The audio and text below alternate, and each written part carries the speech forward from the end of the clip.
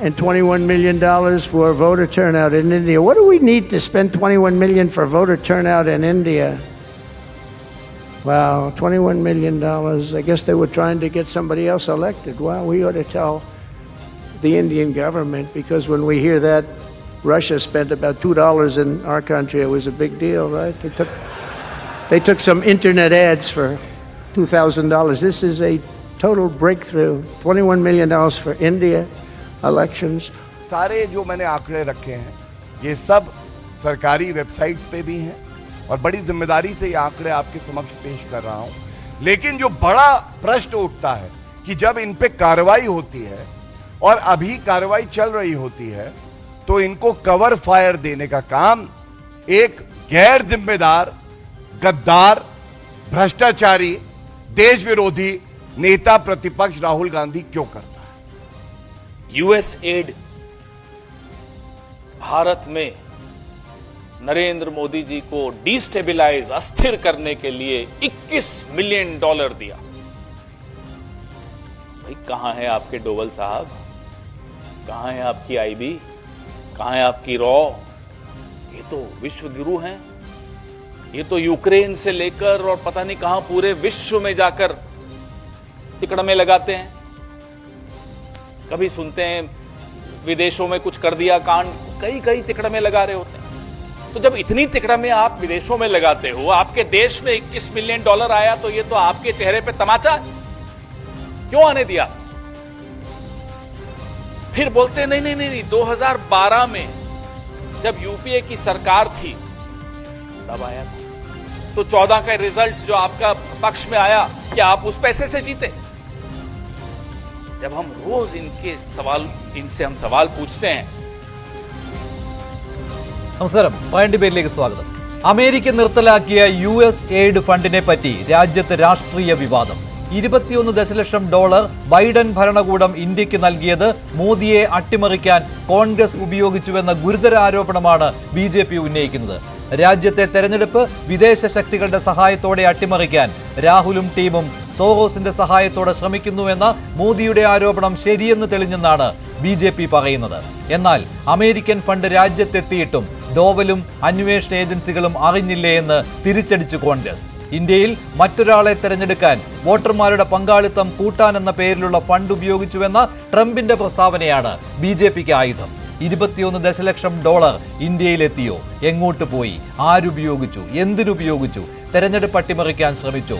BJP Congress പരസ്പര ആരോപണങ്ങൾക്കിടെ ഒട്ടേറെ ചോദ്യങ്ങൾക്കാണ് ഉത്തരം കിട്ടേണ്ടത്. പ്രൈം ഡിബേറ്റ് ചർച്ച ചെയ്യുന്നു. മോദിയെ അട്ടിമറിക്കാനോ അമേരിക്കൻ ഫണ്ട്?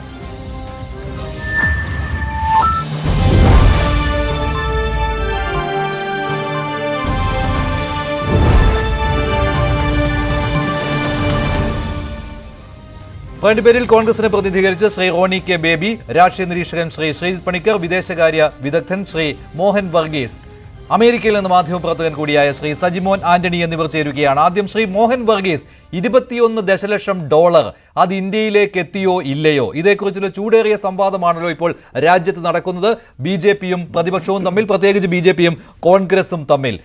ട്രംപാണ് പറഞ്ഞത് ഇന്ത്യക്കുള്ള ഈ US എയ്ഡ് നിർത്തലാക്കുന്നുവെന്ന്. ഇന്ത്യക്ക് ഉള്ളത് മാത്രമല്ല എല്ലാ രാജ്യങ്ങൾക്കുമുള്ളത് നിർത്തലാക്കുകയാണ് ചെയ്യുന്നത്. പക്ഷേ ഈ $21 ദശലക്ഷം ട്രംപ് പ്രത്യേകം എടുത്തു പറഞ്ഞത് ഇന്ത്യയിൽ വോട്ടർമാരുടെ പങ്കാളിത്തം കൂട്ടാൻ വേണ്ടി എന്തിന് ഇങ്ങനെയൊരു ഫണ്ട് അമേരിക്ക നൽകണം എന്ന ചോദ്യം ഉന്നയിച്ചുകൊണ്ടായിരുന്നുവല്ലോ. പക്ഷേ അത് BJP ഇപ്പോൾ ആയുധമാക്കുകയാണ്. ഇത് മോദി സർക്കാരിനെ അട്ടിമറിക്കാൻ വേണ്ടി കോൺഗ്രസ് ഉപയോഗിച്ചു, അവിടെ ജോർജ് സോറോസിന്റെ മധ്യസ്ഥതയുണ്ടായിരുന്നു തുടങ്ങിയ ആരോപണങ്ങളാണ് BJP ഉന്നയിക്കുന്നത്. എന്തെങ്കിലും വാസ്തവമുള്ള കാര്യങ്ങളാണോ ഇത്? കൃത്യമായി പ്രതിരോധം തീർക്കുവാൻ കോൺഗ്രസിന് കഴിയുന്നുണ്ടോ? ചില സത്യങ്ങളും അർത്ഥസത്യങ്ങളും എല്ലാം ചേർന്ന് അരങ്ങ് കൊഴുക്കുന്ന ഒരു രംഗമാണ് കാണുന്നത്. $21 മില്യൺ US എയ്ഡ് ആയി ഇന്ത്യക്ക് ലഭിച്ചു എന്ന് പറയപ്പെടുന്ന ആ ഒരു തുക. ഇതിൻ്റെ ഒരു അടിസ്ഥാനം എന്ന് പറയുന്നത് അമേരിക്കയുടെ ഒരു നയമാണ്. Make the world safe four democracy, ജനാധിപത്യത്തിന് വേണ്ടി ലോകത്തെ ഒരുക്കുക എന്ന ചരിത്രപരമായ അമേരിക്കയുടെ നയം. അത് 1961 മുതൽ US എയ്ഡ് എന്ന രീതിയിൽ United States agency four international development ലോകത്തിൻ്റെ മുഴുവൻ വികസനത്തിന് വേണ്ടി തെരഞ്ഞെടുപ്പുകൾ ക്രമീകരണത്തിന് വേണ്ടി മാത്രമല്ല, ആരോഗ്യം, അതുപോലെ അവികസിത അവസ്ഥ എന്ന് വേണ്ട രോഗങ്ങൾ, മറ്റ് ബുദ്ധിമുട്ടുകൾ, പ്രകൃതിക്ഷോഭങ്ങൾ എന്ന് വേണ്ട പല കാര്യങ്ങൾക്കായി അമേരിക്കയുടെ ദൗത്യമായി കണ്ടുകൊണ്ട് ലോകത്തെ സഹായിക്കാനായി ചിട്ടപ്പെടുത്തിയ ഒരു ഫണ്ടാണ്. വലിയ തുകയാണ്.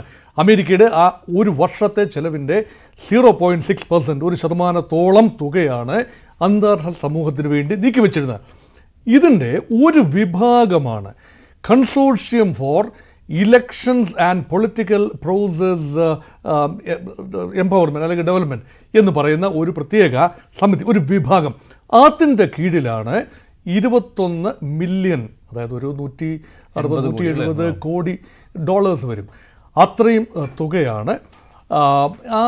അത്രയും തുക ഇന്ത്യക്ക് വേണ്ടി ചെലവഴിച്ചു. ഏതാണ്ട് 29 മില്യൺ ഡോളേഴ്സ് ബംഗ്ലാദേശിന് വേണ്ടി ചെലവഴിച്ചു. തത്തുല്യമായ തുക നേപ്പാളിന് വേണ്ടിയും ഡെൻമാർക്കിന് പല രാജ്യങ്ങളിൽ ജനാധിപത്യ പ്രക്രിയ പരിപോഷിപ്പിക്കാൻ. പക്ഷേ ഈ 21 ദശലക്ഷം ഡോളർ എന്ന് ചെലവഴിച്ചു, എങ്ങനെ ചെലവഴിച്ചു, ഏത് ഭരണകൂടത്തിന്റെ കാലത്താണ് ഇന്ത്യക്ക് നൽകിയത്? ഇക്കാര്യത്തിലൊക്കെ അവ്യക്തത തുടരുകയാണല്ലോ. ഈ ട്രംപ് പറയുന്നത് വെച്ച് നോക്കുമ്പോൾ ബൈഡൻ ഭരണകൂടം നൽകിയതാണ്. ഇനി അങ്ങോട്ട് അത്തരത്തിലൊരു US എയ്ഡ് ഉണ്ടാവുകയില്ല ഇന്ത്യക്ക് എന്ന് വ്യക്തമാക്കുകയും ചെയ്തിട്ടുണ്ട്. അതാണല്ലോ BJP ആയുധമാക്കിക്കൊണ്ടിരിക്കുന്നത്. അത് മോദിയെ അട്ടിമറിക്കുന്നതിന് വേണ്ടി കോൺഗ്രസ് ഉപയോഗിച്ച പണമാണെന്ന് BJP വക്താവ് അമിത് മാളവ്യ, IT സെല്ലിൻ്റെ കോർഡിനേറ്ററായ മാളവ്യ പറയുന്ന കാര്യങ്ങൾ മുഖവിലേക്ക് എടുക്കുകയാണെങ്കിൽ ആ തുക വന്നിട്ടുള്ളത് പ്രീവിയസ് അഡ്മിനിസ്ട്രേഷന്റെ കാലത്താണ്, അതായത് ബൈഡന്റെ ഭരണത്തിലാണ്. അത് ട്രംപ് പറയുന്നതാണ്. അതിനെ എൻഡോഴ്സ് ചെയ്യുന്നത് രണ്ടാം മോദി സർക്കാർ. അങ്ങനെയെങ്കിൽ മറ്റൊരു ഭാഷ്യം കൂടെ ഉണ്ട്. ഇത് മൻമോഹൻ സിംഗിന്റെ ഭരണകാലത്ത് 2012 മുതൽ 14 വരെയുള്ള കാലത്ത് വന്നു. അന്ന് SY ഖുറേഷി അന്ന് ചീഫ് ഇലക്ഷൻ കമ്മീഷണറായിരുന്ന ഒരു കാലത്ത് വന്ന ഒരു തുകയാണ് എന്ന് പറയുന്നു. അതേക്കുറിച്ച് പ്രത്യാരോപണങ്ങൾ ഉണ്ടാകുന്നു. പക്ഷെ അതും കോൺഗ്രസിനെതിരെ ആരോപണമായിട്ട് BJP ഉന്നയിക്കുന്നുണ്ട്. അത് കോൺഗ്രസിനെതിരെയാണ് ഉന്നയിക്കുന്നത്. അങ്ങനെയെങ്കിൽ കോൺഗ്രസ് തിരിച്ചു ചോദിക്കുന്ന, പവൻ ഖേര കോൺഗ്രസിന്റെ ഭാഗത്ത് നിന്ന് തിരിച്ചു ചോദിക്കുന്ന ഒരു ചോദ്യം അവിടെ പ്രസക്തമായി വരും. അങ്ങനെയെങ്കിൽ അത് കോൺഗ്രസ് സർക്കാരിനെ അട്ടിമറിച്ച് BJPയെ കൊണ്ടുവരാൻ വേണ്ടിയാണോ, നരേന്ദ്രമോദി സർക്കാരിനെ കൊണ്ടുവരാൻ വേണ്ടിയാണോ? അപ്പൊ എപ്പോഴും അന്നത്തെ പ്രതിപക്ഷം അന്ന് BJP ആണ്. അപ്പൊ പ്രതിപക്ഷം, അതെ, അതിലൊരു കാര്യമുള്ളത്, ഈ മോദി സർക്കാരിന്റെ കാലത്താണ് ഈ ഫണ്ട് ഇങ്ങോട്ട് വന്നിട്ടുള്ളത് എങ്കിൽ കേന്ദ്ര സർക്കാർ അറിഞ്ഞില്ലേ എന്നുള്ള കാര്യം കോൺഗ്രസ് ഉന്നയിക്കുന്നതും പ്രസക്തമുള്ള കാര്യമാണല്ലോ. കാരണം ഡോവലുണ്ട്, കേന്ദ്ര ഏജൻസികൾ, IB, RO ഇവയെല്ലാം ഉള്ളപ്പോൾ ഇവരാരും അറിയാതെ ഇങ്ങനെ ഒരു അട്ടിമറി നീക്കം നടത്തുന്നതിന് വേണ്ടി, വോട്ടർ ടേൺ ഔട്ട് കൂട്ടുന്നതിന് വേണ്ടി 21 ദശലക്ഷം ഡോളർ ഇന്ത്യയിലേക്ക് എത്തിച്ചു. അങ്ങനെയെങ്കിൽ അതെങ്ങനെ വന്നു എന്നൊക്കെ കോൺഗ്രസ് ഉന്നയിക്കുന്നുണ്ട്. പക്ഷേ കോൺഗ്രസ് അത് ഒരു മൊത്തം കോൺഗ്രസിന്റെ ആരോപണങ്ങൾ വെച്ച് നോക്കുമ്പോൾ ഇങ്ങനൊരു ഫണ്ട് രാജ്യത്തേക്ക് വന്നിട്ടേ ഇല്ല എന്ന് സ്ഥാപിക്കുന്നതിന് വേണ്ടിയാണ് കോൺഗ്രസ് ആദ്യം ശ്രമിക്കുന്നത്, അല്ലേ? അതാണല്ലോ ട്രംപ് പറഞ്ഞത് തെറ്റാണ്. അവിടെ ഒരു നാവുപിഴ സംഭവിച്ചിട്ടുണ്ട്. ഇത് ഇന്ത്യക്കുള്ള 21 ദശലക്ഷം ഡോളറിന്റെ കാര്യമല്ല, ബംഗ്ലാദേശിനുള്ള 21 ദശലക്ഷം ഡോളറിന്റെ കാര്യമാണ്. അത് ട്രംപ് തെറ്റിപ്പറഞ്ഞതാണ് എന്ന് ഇന്ത്യൻ എക്സ്പ്രസ് റിപ്പോർട്ട് ചെയ്തപ്പോൾ അതിന്റെ ചുവട് പിടിച്ച് ഇപ്പോൾ കോൺഗ്രസ് പറയുകയാണ് തെറ്റാണെന്ന് തെളിഞ്ഞല്ലോ, അങ്ങനെ ഒരു പണമേ രാജ്യത്ത് വന്നിട്ടില്ല, കോൺഗ്രസിനെതിരെ ആരോപണം ഉന്നയിക്കുന്നതിന് വേണ്ടി മാത്രം BJP ചമച്ചതാണെന്ന് ട്രംപിന്റെ വാക്കുകൾ എടുത്ത് BJP കോൺഗ്രസിനെതിരെ ആയുധമാക്കുകയാണെന്ന്. അതിനുള്ള ഒരു സാധ്യതയുമില്ല. പണം എക്കാലത്തും വരുന്ന പതിവുണ്ടായിരുന്നു. അമേരിക്കൻ താല്പര്യങ്ങൾ വിവിധ രാജ്യങ്ങളിൽ സംരക്ഷിക്കുന്നതിന് വേണ്ടി അമേരിക്ക കൈ അയച്ച് വോളണ്ടറി അസോസിയേഷൻസിനെ NGOകളിലൂടെ അതെത്തിക്കുന്ന ഒരു സംവിധാനമുണ്ടായിരുന്നു, എക്കാലത്തും ഉണ്ടായിരുന്നു. അതുകൊണ്ട് ആ ഒരു സംവിധാനം ഇല്ല എന്ന് പറയുന്നത് തുച്ഛീകരിച്ച് കാണുന്നതിന് തുല്യമാണ്. എന്നാൽ ആ ഒരു കാര്യം അമേരിക്കയിൽ നിന്ന് വന്നു എന്ന് കരുതപ്പെടുന്ന ഈ ഫണ്ട് ഏത് കാലഘട്ടത്തിലാണ് എത്തിയത്, ആരുടെ കയ്യിലേക്കാണ് ഇത് പോയത് എന്ന് തെളിയിക്കപ്പെടാതെ ഇതൊരാരോപണമായിട്ട് മാത്രമേ. വിദേശകാര്യ മന്ത്രാലയം ഔദ്യോഗികമായിട്ട് തന്നെ ഇക്കാര്യം അറിയിച്ചിട്ടുണ്ട്. ഇതേക്കുറിച്ചുള്ള ആഭ്യന്തര അന്വേഷണം നടക്കും, കൂടുതൽ അന്വേഷണം വേണമെങ്കിൽ ഉണ്ടാകും. കാരണം അതിന്റെ ഒരു കൺസേൺ ആണ് വിദേശ മന്ത്രാലയം പറഞ്ഞിട്ടുള്ളത്. കാരണം BJP ഇക്കാര്യത്തിൽ സ്റ്റാൻഡ്, കേന്ദ്ര സർക്കാരിന്റെയും സ്റ്റാൻഡ് രാജ്യത്തേക്ക് ഈ പണം വന്നിട്ടുണ്ട് എന്ന് തന്നെയാണ്. അത് രാജ്യത്തിന്റെ തെരഞ്ഞെടുപ്പ് അട്ടിമറിക്കുന്നതിന് വേണ്ടി ഉപയോഗിച്ചു എന്നുള്ള ഒരാശങ്കയാണ് കേന്ദ്ര സർക്കാർ പ്രകടിപ്പിക്കുന്നത്. BJP ഒരു കാര്യം കൂടെ, ഇവിടെ 86 പേരിലേക്ക് ഇത് ഒതുങ്ങുന്നു എന്ന രീതിയിലാണ് ലേറ്റസ്റ്റ് വരുന്ന വിവരങ്ങൾ. അതിൽ ഇന്ത്യയിലെ പ്രമുഖ രാഷ്ട്രീയ കക്ഷി നേതാക്കൾ, മാധ്യമ പ്രവർത്തകർ എല്ലാം അടങ്ങുന്ന ഒരു വിഭാഗം. കാരണം ഈ ഒരു മൂഡ് ദിനേശിനെ തിരിച്ചു കൊണ്ടുവരാനും ഇലക്ഷൻ പ്രക്രിയയെ അട്ടിമറിക്കണം എങ്കിൽ, അല്ലെങ്കിൽ സ്വാധീനിക്കണം, അട്ടിമറിക്കാനും സാധിക്കില്ല, ഇന്ത്യ ടു ഹ്യൂജ്, സ്വാധീനിക്കണമെങ്കിൽ അട്ടിമറിക്കാനും സാധിക്കില്ല. കാരണം ഇത്രയും വലിയ 142 കാര്യം വെച്ച് നോക്കുമ്പോൾ അത് മോദി സർക്കാരിനെ താഴെ ഇറക്കുന്നതിന് വേണ്ടിയുള്ള ശ്രമത്തിന്റെ ഭാഗമായിട്ട് ഉപയോഗപ്പെടുത്തുന്നതിന് വേണ്ടി ആ കൈകളിലേക്ക് വന്നു എന്നാണ്. അങ്ങനെ തെളിയിക്കുന്നത് വളരെ ബുദ്ധിമുട്ടായിരിക്കും. ഒരുപക്ഷെ മോദി സർക്കാരിന്റെ തുടർഭരണമാണ്. ആരിലേക്കാണ് എത്തിയത് കാണുകയാണെങ്കിൽ അത് പറയാമല്ലോ. അല്ല, ആ പൊളിറ്റീഷ്യൻസിന്റെ പേരും പത്രപ്രവർത്തകരുടെ അല്ലെങ്കിൽ ജേർണലിസ്റ്റുകളുടെ പേരും പുറത്തു വന്നെങ്കിൽ അവർക്കുള്ള രാഷ്ട്രീയ ബന്ധങ്ങൾ, താല്പര്യങ്ങൾ മുതലായവ വെളിയിൽ വന്നെങ്കിൽ മാത്രമേ ആരോപണങ്ങളുടെ ഘട്ടത്തിൽ നിന്നും അതിന്റെ സ്ഥിരീകരണത്തിലേക്കും തുടർ അന്വേഷണങ്ങളിലേക്കും പോകാൻ കഴിയും. ഇപ്പോഴത്തെ നിലയിൽ സ്ട്രെങ്ത് ഗവൺമെന്റ് ഓഫ് ഇന്ത്യയെ സംബന്ധിച്ചിടത്തോളം അന്വേഷണ ഏജൻസികൾ ഉപയോഗിച്ചുകൊണ്ട് പരമാവധി ഇതിനെ അൺഎർത്ത് ചെയ്യാനുള്ള ശ്രമങ്ങളായിരിക്കും. റോണി കെ ബേബി വലിയ ആരോപണമാണ് രാജ്യം മുഴുവനുമായിട്ടും, പ്രത്യേകിച്ച് ഡൽഹി കേന്ദ്രീകരിച്ച് നടന്നുകൊണ്ടിരിക്കുന്നത്. പക്ഷേ കോൺഗ്രസ് ഇങ്ങനെ ഒരു പണം എത്തിയിട്ടില്ല എന്ന ഒരു സ്റ്റാൻഡിലേക്ക് വരികയല്ലേ, അതോ അതിൽ മാറ്റമുണ്ടോ? ഇല്ല, ഏതൊക്കെയാലും ഈ അമിത് മാളവ്യ എന്ന് പറയുന്ന ആള് പുള്ളി ഇങ്ങനെ മാധ്യമങ്ങളുടെ തലക്കെട്ടില് ശ്രദ്ധിക്കപ്പെടാൻ വേണ്ടി, വാർത്ത വിടാൻ വേണ്ടി അയാൾ ഒരുപാട് സ്റ്റേറ്റ്മെന്റുകൾ ഇതിനു മുമ്പ് നടത്തിയിട്ടുണ്ട്. അതിനൊക്കെ 24 മണിക്കൂറേ ആയുസുള്ളൂ. അദ്ദേഹം എന്തെങ്കിലുമൊക്കെ പറഞ്ഞു, അതിന്റെ പുറകെ നമ്മൾ ഇങ്ങനെ ഈ ചർച്ചയുമായി ബന്ധപ്പെട്ട് എന്തൊക്കെ ആരോപണങ്ങളാണ് കോൺഗ്രസ് കാശ് മേടിച്ച് മോദി സർക്കാരിനെ അട്ടുപറിക്കാൻ ശ്രമിക്കുന്നതെന്ന്. ഏതായാലും ഈ BJP പക്ഷത്ത് നിൽക്കുന്ന ഒരു മാധ്യമമാണ് ദ ന്യൂ ഇന്ത്യൻ എക്സ്പ്രസ് എന്നാണ് ഞാൻ മനസ്സിലാക്കുന്നത്. കാരണം അങ്ങനെയാണ് ഇതിനു മുമ്പ് പലതവണയും കേട്ടിട്ടുള്ളതും. ന്യൂ ഇന്ത്യൻ എക്സ്പ്രസ് അത് BJP ചായ്വ് പുലർത്തുന്ന ഒരു വലതുപക്ഷ മാധ്യമം. അവർ തന്നെ ഇന്ന് വളരെ കൃത്യമായി തന്നെ അവര് ഒരു റിസർച്ച് എല്ലാം കണ്ടക്ട് ചെയ്ത് അവർ അതിൽ തന്നെ പറയുന്നുണ്ട്, ഞങ്ങൾ ഒരു തറോ റിസർച്ച് നടത്തിയതിന്റെ അടിസ്ഥാനത്തിൽ ഈ ഫണ്ട് ഇന്ത്യയിലേക്കല്ല വന്നിരിക്കുന്നത്, അത് പോയിരിക്കുന്നത് ബംഗ്ലാദേശിലേക്കാണ് എന്ന് ഇന്ത്യൻ എക്സ്പ്രസ് പറഞ്ഞിട്ടുണ്ട്. അപ്പോൾ അത് അവിടെ നിൽക്കട്ടെ, നമുക്ക് അതിനെ കുറിച്ച് വിശദാംശങ്ങളൊക്കെ ഇന്ത്യ ഗവൺമെന്റിനാണല്ലോ മുഴുവൻ സംവിധാനവും ഭരണവും മുഴുവൻ ആളുകളും ഉണ്ടല്ലോ, അവരിതൊക്കെ തന്നെ ഒന്ന് അന്വേഷിക്കട്ടെ. പക്ഷെ ഇവിടെ നമുക്ക് പല കാര്യങ്ങളും ചൂണ്ടിക്കാണിക്കാനുണ്ട്. ഇപ്പോൾ അമിത് മാളവ്യ കോൺഗ്രസിനെതിരെ ഒരു അമ്പ് കൊടുക്കുമ്പോൾ ഒരു 100 അമ്പ് തിരിച്ച് അങ്ങോട്ട് ചെല്ലുന്നുണ്ട് എന്ന് അമിത് മാളവ്യ ഒന്ന് മനസ്സിലാക്കിയത് നല്ലതായിരിക്കും. കൃത്യമായി പറഞ്ഞാൽ 2024 ഇന്ത്യയുടെ പ്രധാനമന്ത്രി, ഞാൻ കൃത്യമായി ഡേറ്റ് തന്നെ പറയാം, 2023 മാർച്ച് 21 മോദി എന്ന ഈ USAIDന്റെ അഡ്മിനിസ്ട്രേറ്റർ ആയിരുന്ന രാജീവ് ഷായുമായി ഒരു കൂടിക്കാഴ്ച നടത്തിയിട്ടുണ്ട്. അപ്പം അതെന്തിനു വേണ്ടിയാണ് എന്തുകൂടി എന്ന് അമിത് മാളവ്യ പറയുന്നത് നല്ലതായിരിക്കും. അതൊന്ന്. രണ്ട്, അതെന്താണ്, സ്വച്ഛ് ഭാരത് മിഷനാണോ? സ്വച്ഛ് ഭാരത് മിഷന്റെ മുന്നോട്ടുള്ള പ്രയാണത്തിന് വേണ്ടി USAIDനെ ഉപയോഗപ്പെടുത്തിയിട്ടുണ്ട്.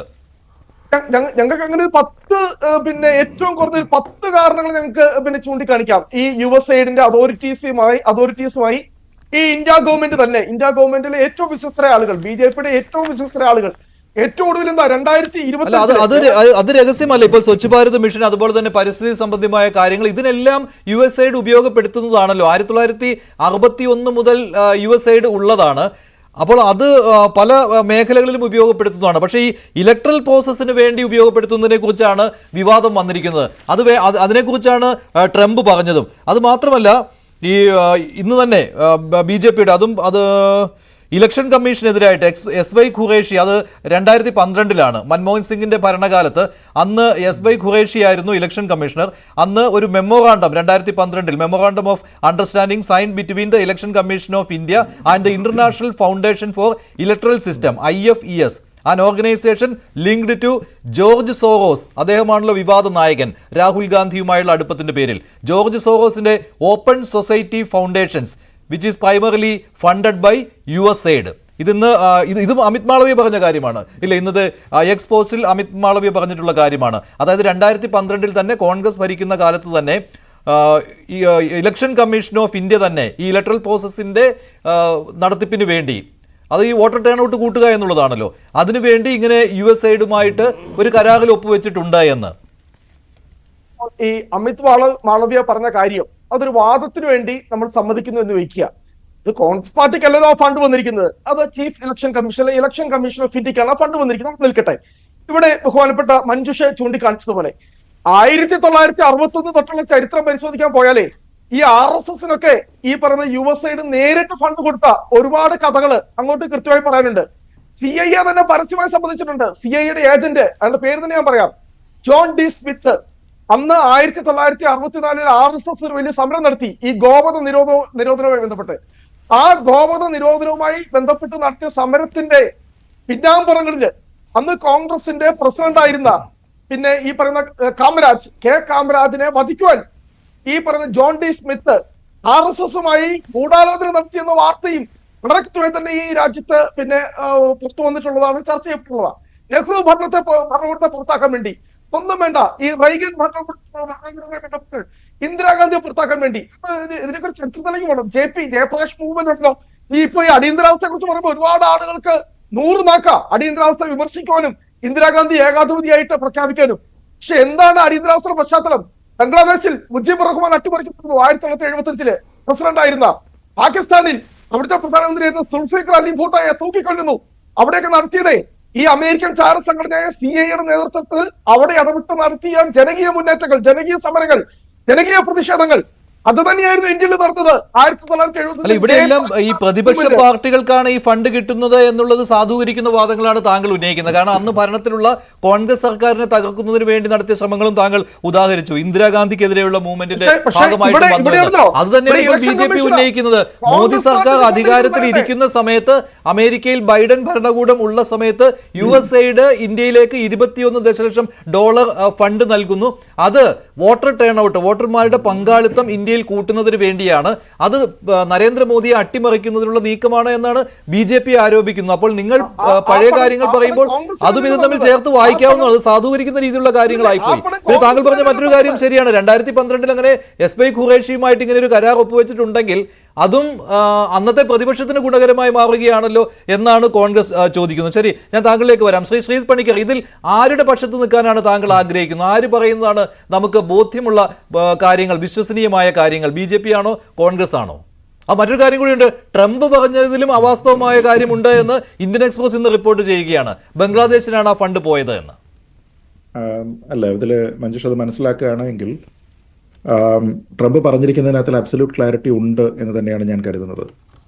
ഇതിൽ നമ്മളിപ്പോൾ ഞാൻ ഏത് പക്ഷത്താണ് നിൽക്കുന്നതെന്ന് ചോദിച്ചാൽ ഞാൻ കോൺഗ്രസിൻ്റെ പക്ഷത്തുമല്ല, BJPയുടെ പക്ഷത്തുമല്ല, മറിച്ച് ഒരു അമേരിക്ക എന്ന് പറയുന്ന ഒരു വലിയ രാജ്യത്തിൻ്റെ രാഷ്ട്രത്തലവൻ പറഞ്ഞിരിക്കുന്ന ഒരഭിപ്രായമാണ്.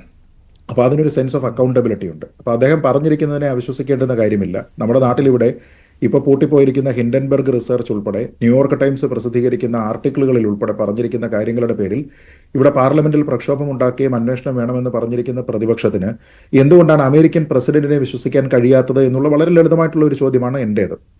അത് തന്നെയുമല്ല, ഇന്ത്യൻ എക്സ്പ്രസ് ആ പറഞ്ഞിരിക്കുന്നതിനകത്തിൽ അവർ പറയുന്നത് ഇന്ത്യക്ക് വേണ്ടിയിട്ടല്ല ഈ 21 മില്യൺ കൊടുത്തിരിക്കുന്നത്, മറിച്ച് ആ തുക മുടക്കിയിരിക്കുന്നത് ബംഗ്ലാദേശിനാണ് എന്നാണ്. പക്ഷേ ട്രംപിൻ്റെ പ്രസ്താവന, അദ്ദേഹത്തിൻ്റെ ആ സ്റ്റേറ്റ്മെൻറ്റ് അവിടെ വളരെ വ്യക്തമായിട്ട് പല മാധ്യമങ്ങളും റിപ്പോർട്ട് ചെയ്തിട്ടുണ്ട്.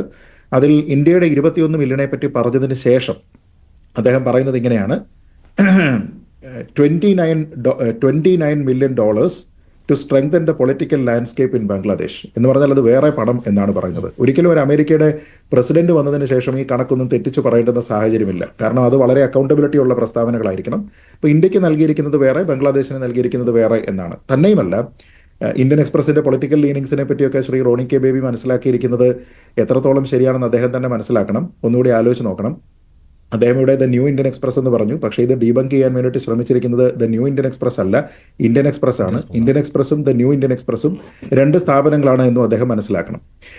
ഇനി ഇതിൽ ഏറ്റവും പ്രധാനം, ഞാനിതിൽ വളരെ കൗതുകകരമായി കണ്ടത് ഇന്ത്യ ടുഡേയുടെ സമഗ്രമായിട്ടുള്ള ഒരു റിപ്പോർട്ടാണ്. അപ്പോൾ ഇന്ത്യ ടുഡേ തന്നെ അവരുടെ റിസർച്ച് വിങ്ങിൻ്റെ സഹായത്തോടു കൂടി അവർ തന്നെ USAIDന്റെ ഇവിടേക്ക് സഹായം കിട്ടിയിട്ടുണ്ടോ ഇല്ലയോ തുടങ്ങിയ കാര്യങ്ങളെ പറ്റിയിട്ട് അവർ ഡേറ്റ ആക്സസ് ചെയ്തതിന് ശേഷം അവർ ഒരു റിപ്പോർട്ട് ഇന്ന് പ്രസിദ്ധീകരിച്ചിട്ടുണ്ട്. അതിൽ അവർ പറയുന്നത് കഴിഞ്ഞ 24 വർഷക്കാലം, അതായത് 2001 മുതൽ ഇങ്ങോട്ടുള്ള വർഷം നോക്കിക്കഴിഞ്ഞാൽ USAID ഇന്ത്യയിൽ നിക്ഷേപിച്ചിരിക്കുന്നതായിട്ട് $2.9 ബില്യൺ ആണ്. $2.9 ബില്യൺ. നമ്മൾ ഈ പറഞ്ഞിരുന്ന കേവലം 21 മില്യൺ അല്ല, പല അക്കൗണ്ട് കാറ്റഗറികളിലായിട്ട് $2.9 ബില്യൺ ആണ് ഇന്ത്യയിലേക്ക് മുടക്കിയിരിക്കുന്നത്. അതായത് പ്രതിവർഷം ഏതാണ്ട് 119 മില്യൺ എന്ന കണക്കിലാണ്. അതിൽ തന്നെ 2014 മുതൽ 24 വരെ, അതായത് BJP സർക്കാർ വന്നതിന് ശേഷമുള്ള പീരീഡിലത്തേക്ക് ഇതിൻ്റെ ഏതാണ്ട് $1.3 ബില്യൺ.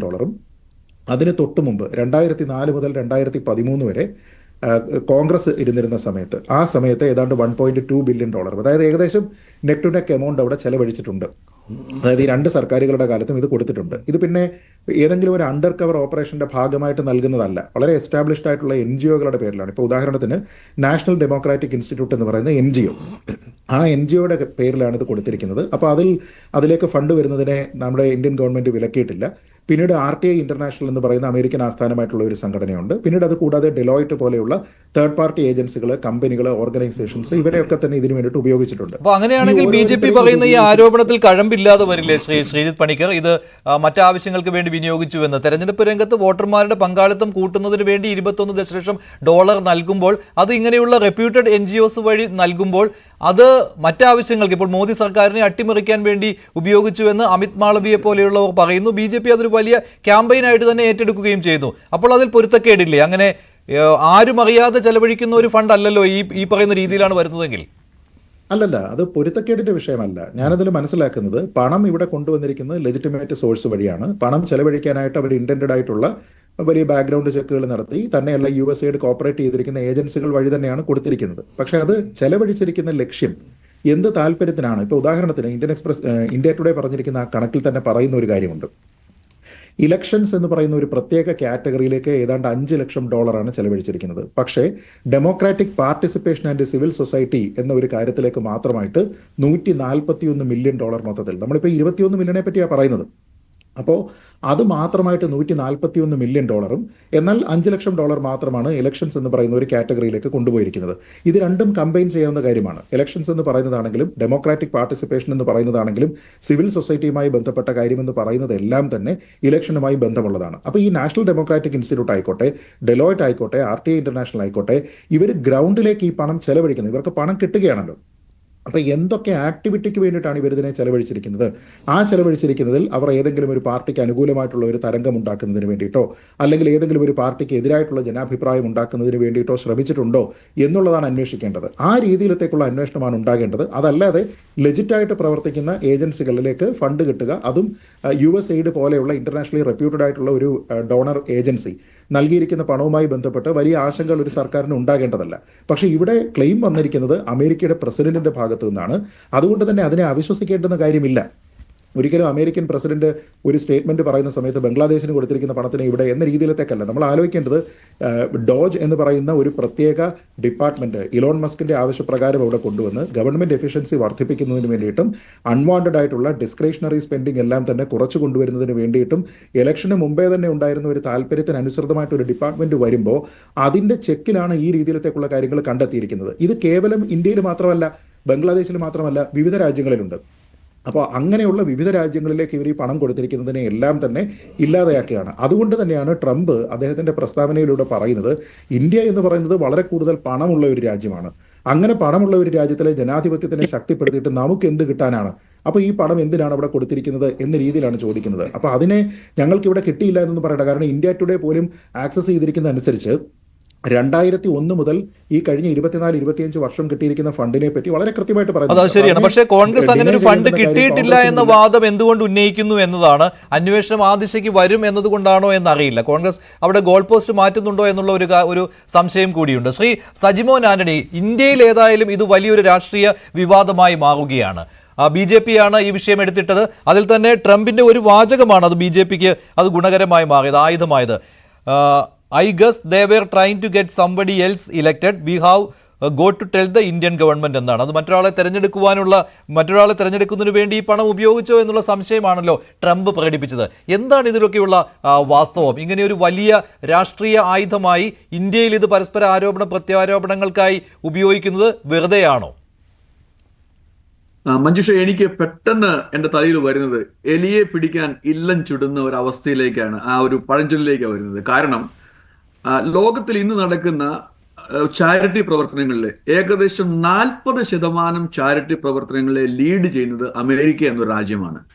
അപ്പം ഏത് രാജ്യം ഏത് സമയത്ത് ഇങ്ങനെയുള്ള ആക്ടിവിറ്റിയിൽ ഏർപ്പെട്ടാലും അതിനകത്തൊക്കെ ചെറിയ കഷണങ്ങളൊക്കെ ചിലപ്പോൾ വേസ്റ്റായി പോയെന്നിരിക്കുക, അല്ലെങ്കിൽ കോൺട്രവേഴ്സിയിൽ പറഞ്ഞേക്കാം, അതൊക്കെ സർവ്വസാധാരണമാണ്.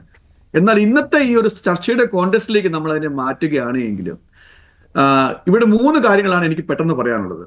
ഒന്ന്, ഞങ്ങളുടെ പ്രസിഡന്റ് ഡൊണാൾഡ് ട്രംപ് വളരെ ശക്തനാണ് എന്നുള്ള കാര്യത്തിൽ സംശയമില്ല. എന്നാൽ അദ്ദേഹം പറയുന്ന എല്ലാ കാര്യങ്ങളും നമുക്ക് അതേപോലെ വിഴുങ്ങാൻ പറ്റത്തില്ല. കാരണം അദ്ദേഹത്തിന് ഒരു ഹാബിറ്റ് ഉണ്ട്, എക്സാഗറേറ്റ് ചെയ്ത് പറയുന്ന കാര്യങ്ങളും പലപ്പോഴും മിസ്സ്റ്റേറ്റ്മെന്റ് ചെയ്യുന്ന കാര്യം. പല പ്രസംഗങ്ങളൊക്കെ കഴിഞ്ഞ ശേഷം മീഡിയകൾ അതിനെ ഫാക്ട് ചെക്ക് ചെയ്ത് കഴിയുമ്പം അതിനകത്ത് വസ്തുതയ്ക്ക് നിരക്കാത്ത ചില കാര്യങ്ങൾ വരുന്നുണ്ട് എന്നുള്ള കാര്യം ഒരു വസ്തുതയാണ്. അപ്പൊ അതുകൊണ്ട് തന്നെ എല്ലാ സെന്റൻസും നമ്മൾ അതേപടി വിഴുങ്ങിയാൽ അത് ഇവിടുത്തെ ഒരു കോൺടെസ്റ്റിൽ പറഞ്ഞൊരു കാര്യമാണ്.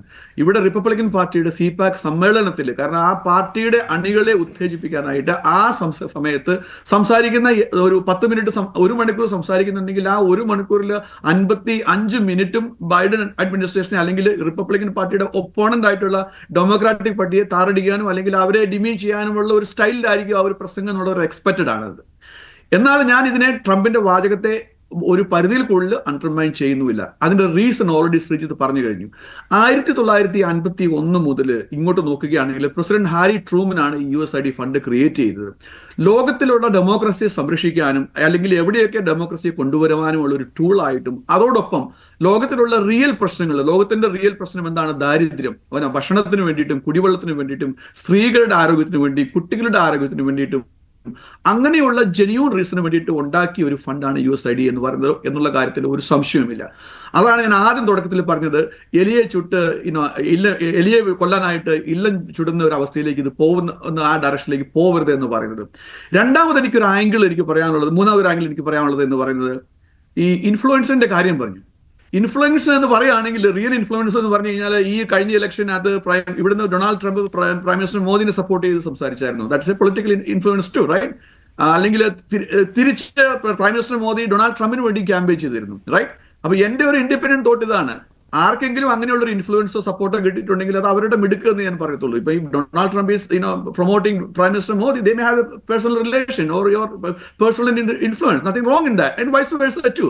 ഓക്കെ, എനിക്ക് തോന്നുന്നത് ഈ ഒരു സബ്ജക്റ്റ് ഇപ്പം BJP വളരെ സ്ട്രോങ് ആയിട്ട് പാർലമെന്റിലേക്ക് കൊണ്ടുവരാനുള്ള റീസൺ ഇപ്പം നടക്കുന്ന റിയൽ പ്രശ്നം എന്ന് പറയുന്നത് ഇല്ലീഗൽ മൈഗ്രൻസിന്റെ ഇഷ്യൂസ് ആണ്.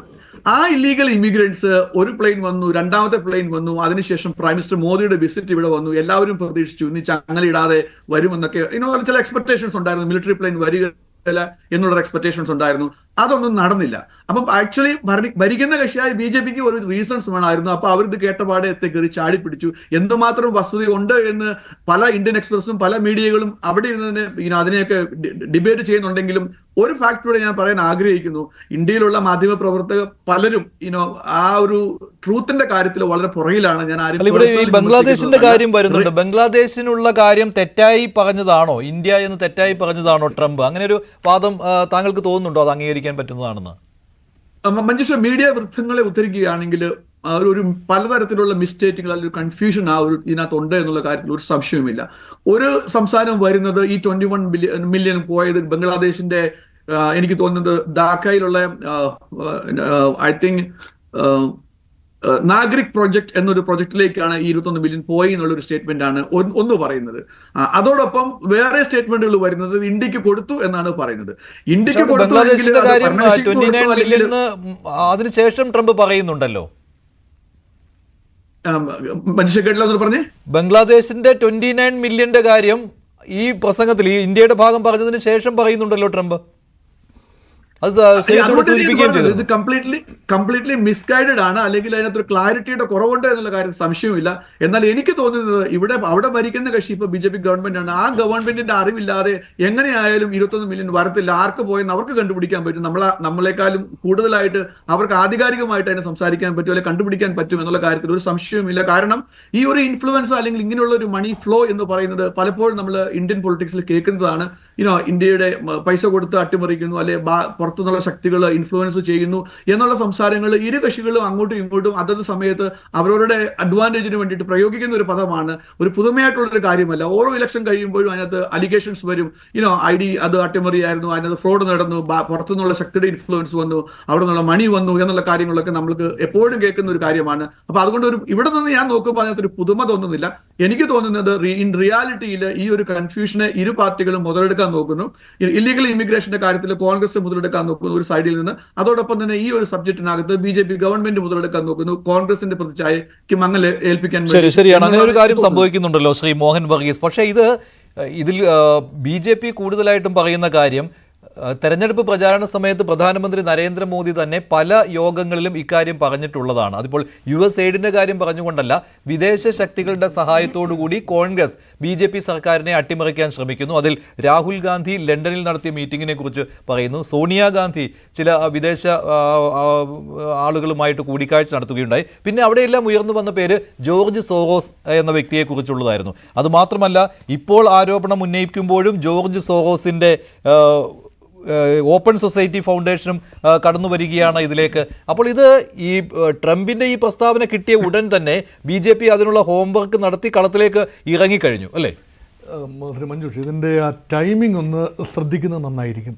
ആ ടൈമിംഗ് എന്ന് പറയുന്നത് അമേരിക്കയിലേക്ക് ഇന്ത്യൻ പ്രധാനമന്ത്രി ശ്രീ നരേന്ദ്രമോദി പോയി തിരിച്ചു വന്ന് ഒരാഴ്ചക്കുള്ളിൽ നടന്നിട്ടുള്ള ഡീപ്പോർട്ടേഷൻ അറ്റംപ്റ്റ്സ് ഇതെല്ലാം.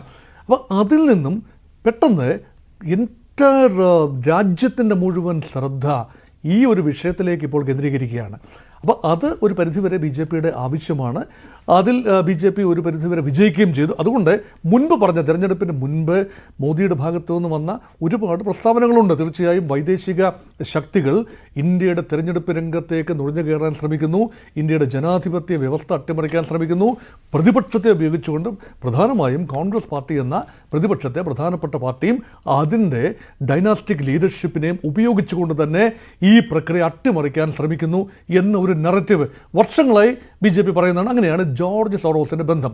ഇനി നമ്മൾ ആ ജോർജ് സോറോസിൻ്റെ ഉദ്ദേശ ലക്ഷ്യങ്ങളെക്കുറിച്ച് കുറച്ചുകൂടി ആഴത്തിൽ മനസ്സിലാക്കാനൊന്ന് ശ്രമിച്ചാൽ, യഥാർത്ഥത്തിൽ ഈ ഡൊണാൾഡ് ട്രംപ് അധികാരത്തിൽ വന്നത് എല്ലാ പ്രതിസന്ധികളോടും മുട്ടമിട്ടി തന്നെയാണ്. അതായത് ഏറ്റവും പ്രധാനപ്പെട്ട പ്രതിസന്ധി എന്ന് പറയുന്ന ഡീപ്ലി എൻട്രഞ്ച്ഡ് ഒരു സിസ്റ്റമുണ്ട് അമേരിക്കയിൽ, ഡീപ് സ്റ്റേറ്റ് സിസ്റ്റം എന്ന് പറയും. അതിൽ വിവിധ താല്പര്യക്കാരുണ്ട്, വിവിധ ലോബികളുണ്ട്. ഇതെല്ലാം ദീർഘകാലമായി അമേരിക്കയുടെ ഭരണകൂടത്തിൻ്റെ തലപ്പത്ത് വന്നാലും, റിപ്പബ്ലിക്കൻ പാർട്ടി വന്നാലും, ഡെമോക്രാറ്റിക് പാർട്ടി വന്നാലും, ഇവരുടെ എല്ലാം താല്പര്യങ്ങൾ, ഈ ഡീപ് സ്റ്റേറ്റ് ഇൻട്രസ്റ്റ് എന്ന് പറയുന്നത് റെപ്രസെൻ്റ് ചെയ്യുന്ന ഒരാളാവണം പ്രസിഡൻറ്റ്. അപ്പോൾ അങ്ങനെയാണ് പ്രസിഡന്റുമാർ വന്നത്. പല പ്രസിഡന്റുമാരുടെ വാദത്തിൻ്റെ പിന്നിലും ഈ ഡീപ് സ്റ്റേറ്റ് ഇൻട്രസ്റ്റ് അമേരിക്കയ്ക്കുള്ളിൽ, വിദേശത്തൊന്നുമല്ല, അമേരിക്കയ്ക്കുള്ളിലെ ഡീപ് സ്റ്റേറ്റ് ഇൻട്രസ്റ്റ് ഇൻവോൾവ് ആണ്. ട്രംപ് എന്ന് പറയുന്നത് is a far cry from the other presidents അല്ലെങ്കിൽ അതർ ലീഡേഴ്സ്. പറഞ്ഞാൽ ഡീപ് സ്റ്റേറ്റിനെ ഒരു രീതിയിലും അംഗീകരിക്കാത്ത സ്വന്തമായൊരു പന്ഥാവ് വെട്ടിത്തുറന്ന് കഴിഞ്ഞ 2016 മുതൽ 20 വരെ പ്രസിഡൻ്റായിരുന്ന ആളാണ്. അന്ന് സെനറ്റിലും ഹൗസ് ഓഫ് റെപ്രസെൻറ്റേറ്റീവ്സിലും കാര്യമായ ഭൂരിപക്ഷം ഇല്ലാതിരുന്നത് കൊണ്ട് ഒരു വേഫർ തിൻ മാർജിനിലാണ് പലപ്പോഴും ഉണ്ടായിരുന്നത്. ട്രംപിന് ഈൽഡ് ചെയ്യേണ്ടി വന്നു. ഇപ്പോഴങ്ങനെയല്ല, വ്യക്തമായ ഭൂരിപക്ഷം ഹൗസ് ഓഫ് റെപ്രസെൻറ്റേറ്റീവ്സിലും സെനറ്റിലുമുണ്ട്. കോൺഗ്രഷണൽ ഒരു സപ്പോർട്ട് പല കാര്യങ്ങൾക്കുമുണ്ട്. അപ്പോൾ ട്രംപിന് ഡീപ് സ്റ്റേറ്റ് അജണ്ട പൊളിക്കുക അല്ലെങ്കിൽ പൊളിച്ചടുക്കുക എന്ന ഒരു തീരുമാനമുണ്ട്. അത് ഓരോന്നായി എടുക്കുകയാണ്. അതിൽ പ്രധാനപ്പെട്ടത് വിദേശ രാജ്യങ്ങളിൽ പണം മുടക്കുക. അത് USAID രൂപത്തിലും, USAID വിശാലമായൊരു പദ്ധതിയാണ്. അതിൻ്റെ ഒരു സബ്സിഡിയറി എന്ന് പറയാവുന്ന ഇലക്ട്രൽ ഫീൽഡിനെ ഒന്ന് അഡ്ജസ്റ്റ് ചെയ്യുക, ഒന്ന് ക്രമീകരിക്കുക, ഒരു നല്ല കാര്യത്തിൻ്റെ പേരിലാണ്. അതിനുവേണ്ടി മൂന്നാം ലോക രാജ്യങ്ങളിൽ, പ്രത്യേകിച്ച് ഇന്ത്യ പോലെയുള്ള വലിയ രാജ്യങ്ങളിൽ ഉൾപ്പെടെ തുകകൾ ചെലവഴിക്കുന്നു. അത് ഒന്ന് അമേരിക്കയുടെ സോഫ്റ്റ് പവർ, ഒരു ഡിപ്ലോമസിയുടെ ഭാഗമായിട്ടാണ്. അമേരിക്കയുടെ ഇമേജ് രാജ്യങ്ങളിൽ കൊണ്ടുവരിക, അമേരിക്ക അനുകൂലമായൊരു മനോഭാവം ഉണ്ടാകുക ഒന്ന്. 2, അമേരിക്ക അനുകൂലമായ തീരുമാനങ്ങളിലേക്ക് ഗവൺമെൻറ്റിനെ എത്തിക്കാനുള്ളൊരു പ്രേരക ശക്തിയായി സന്നദ്ധ സംഘടനകളെ, NGOകളെ ഉപയോഗിക്കുക. അതിനും പുറമെയാണ് ഒരു പറ്റുമെങ്കിൽ പ്രതിപക്ഷത്തെ പ്രധാന കക്ഷികൾക്ക് അനുരൂപമായ രീതിയിൽ, അവർക്ക് ഗുണമുണ്ടാകുന്ന രീതിയിൽ പ്രക്ഷോഭങ്ങളിലേക്ക് ആളുകളെ എത്തിക്കുക, അതിനുവേണ്ടി ഇൻഡയറക്റ്റായി ഫണ്ട് ചെയ്യുക. ബംഗ്ലാദേശിൽ അതാണല്ലോ സംഭവിച്ചത്. അങ്ങനെ 2 കാര്യങ്ങളുണ്ട്. ഒന്ന്, ഈ അണ്ണാ ഹസാരയുടെ സമരം നോക്കൂ, അതാരും അധികം കാര്യമായി സംസാരിച്ച് കേട്ടില്ല. അത് 2000 മൻമോഹൻ സിംഗിന്റെ ഗവൺമെന്റിന്റെ അവസാന, പവൻ ഖേരെ കാരണം അണ്ണാ ഹസാരെ കോൺഗ്രസ് സർക്കാരിനെതിരെ, UPA സർക്കാരിനെതിരെ അത്ര വലിയ പ്രക്ഷോഭം നടത്തിയതിനു ശേഷം അമേരിക്കയിലേക്കാണ് പോയത്, റാലി നടത്തി എന്നുള്ളതാണ്. അമേരിക്കയിലേക്ക് പോയി റാലി വേണ്ടി എന്നുള്ള ചോദ്യമാണ് പവൻ ഖേര ഉന്നയിക്കുന്നത്. അത് ഒന്നാന്തരം ഒരു ചോദ്യമല്ലേ അത്? അപ്പോൾ അങ്ങനെയെങ്കിൽ കോൺഗ്രസിന് മാത്രമല്ല BJPക്കും അതിൻ്റെ ഫ്രിഞ്ച് ബെനിഫിറ്റ്സ് ഇൻഡയറക്റ്റ് ആയിട്ടെങ്കിലും ആ കോൺഗ്രസ് പ്രക്ഷോഭത്തിന്റെ 2014 അപ്പോൾ BJP സർക്കാർ അധികാരത്തിൽ വരുമ്പോൾ അവിടെ അമേരിക്കൻ ഫണ്ടിന്റെ സ്വാധീനം ഉണ്ടായിരുന്നില്ലേ എന്ന്. 2012 ഇലക്ഷൻ റിഫോംസ് എന്നുള്ള പേരിൽ അല്ലെങ്കിൽ ഇലക്ഷൻ തെരഞ്ഞെടുപ്പിലെ പങ്കാളിത്തം കൂട്ടാൻ എന്നുള്ള പേരിൽ അവിടെ ഒരു കരാർ വന്നിട്ടുണ്ടല്ലോ. അതിന്റെ ഗുണഭോക്താക്കൾ BJP അല്ലേ എന്നുള്ള ചോദ്യമാണ് കോൺഗ്രസ് ഉന്നയിക്കുന്നത്. അത് മാത്രം തെളിയിക്കാവുന്ന ഒരു കാര്യമാണ് ജോർജ് സോറോസിന്റെ ഇടപെടൽ. അത് ഈ USAIDന്റെ പദ്ധതിയുടെ ഒരു ഫ്രിഞ്ചിൽ നിന്നുകൊണ്ടായിരിക്കാം. ആ ഇടപെടൽ ഗുണം ചെയ്തിരിക്കുന്നു ബംഗ്ലാദേശിൽ. അത് അമേരിക്കയുടെ താല്പര്യങ്ങൾ, അന്നത്തെ അമേരിക്കയുടെ, ഇപ്പോഴത്തെ അമേരിക്കയുടെ അല്ല, ബൈഡൻ അഡ്മിനിസ്ട്രേഷന്റെ അമേരിക്കയുടെ താല്പര്യങ്ങൾ 2022 മുതൽ 25 വരെ 3 വർഷത്തേക്ക് ചെലവഴിക്കാൻ ലഭിച്ച $2.9 മില്യൺ. അത് ഒരുപാട് രീതിയിൽ ജമാഅത്തെ ഇസ്ലാമിയുടെ ശാക്തീകരണത്തിൽ ഉൾപ്പെടെ അമേരിക്ക എപ്പോഴും എതിർക്കുന്ന ഇസ്ലാമിസ്റ്റുകളുടെ ഒരു ശാക്തീകരണവും അവരുടെ സ്റ്റുഡൻറ് വിങ്സിൻ്റെ നുഴഞ്ഞുകയറ്റവും എല്ലാം തന്നെ പ്രക്ഷോഭത്തിൻ്റെ ഒരു ആക്കം കൂട്ടി. അത് ഷെയ്ഖ് ഹസീനയുടെ പതനത്തിൽ കലാശിക്കുകയും ഒരു ഗവൺമെന്റൽ ചേഞ്ച് ഉണ്ടായി. അത് അമേരിക്കൻ ഡീപ് സ്റ്റേറ്റിന് ഇൻട്രസ്റ്റ് ആണ്. ജോർജ് സോറോസിന് അനുകൂലമായ ഒരു നീക്കം തന്നെയാണ്. അതിന് ബൈഡന്റെ മൗന അനുവാദം ഉണ്ടായിരുന്നു എന്ന രീതിയിലാണ് ട്രംപിൻ്റെ ഈ നറേറ്റീവ് നീളുന്നത്. അതുകൊണ്ട് മുൻ അഡ്മിനിസ്ട്രേഷൻ, ഇവിടെ ശ്രീ സജിമോഹൻ ആന്റണി പറഞ്ഞത് വളരെ ശരിയാണ്. ഇതൊരു പൊളിറ്റിക്കൽ പാർട്ടിയുടെ അല്ലെങ്കിൽ റിപ്പബ്ലിക്കൻ പാർട്ടിയുടെ പിന്തുണക്കാരുടെ മുമ്പിൽ വെച്ച് ഡൊണാൾഡ് ട്രംപ് നടത്തിയ ഒരു പ്രസ്താവനയാണ് ഫ്ലോറിഡയിൽ വെച്ച്. ട്രംപ് അങ്ങനെ പറയാവൂ. അത് ബൈഡൻ അഡ്മിനിസ്ട്രേഷൻ ചെയ്യുന്നത് എല്ലാം തെറ്റാണ് എന്ന് സ്ഥിരീകരിക്കുന്നതിൻ്റെ ഭാഗമായി കൂടി പറഞ്ഞതാണ്. പക്ഷേ എനിക്ക് തോന്നുന്നത് ഈ $2.1 ബില്യൺ എന്ന് പറയുന്നത് അത് പിന്നെ അതിനേക്കാൾ വളരെ കൂടുതൽ തുക തന്നെയാണ് കാലാകാലങ്ങളിൽ വന്നിട്ടുള്ളത്.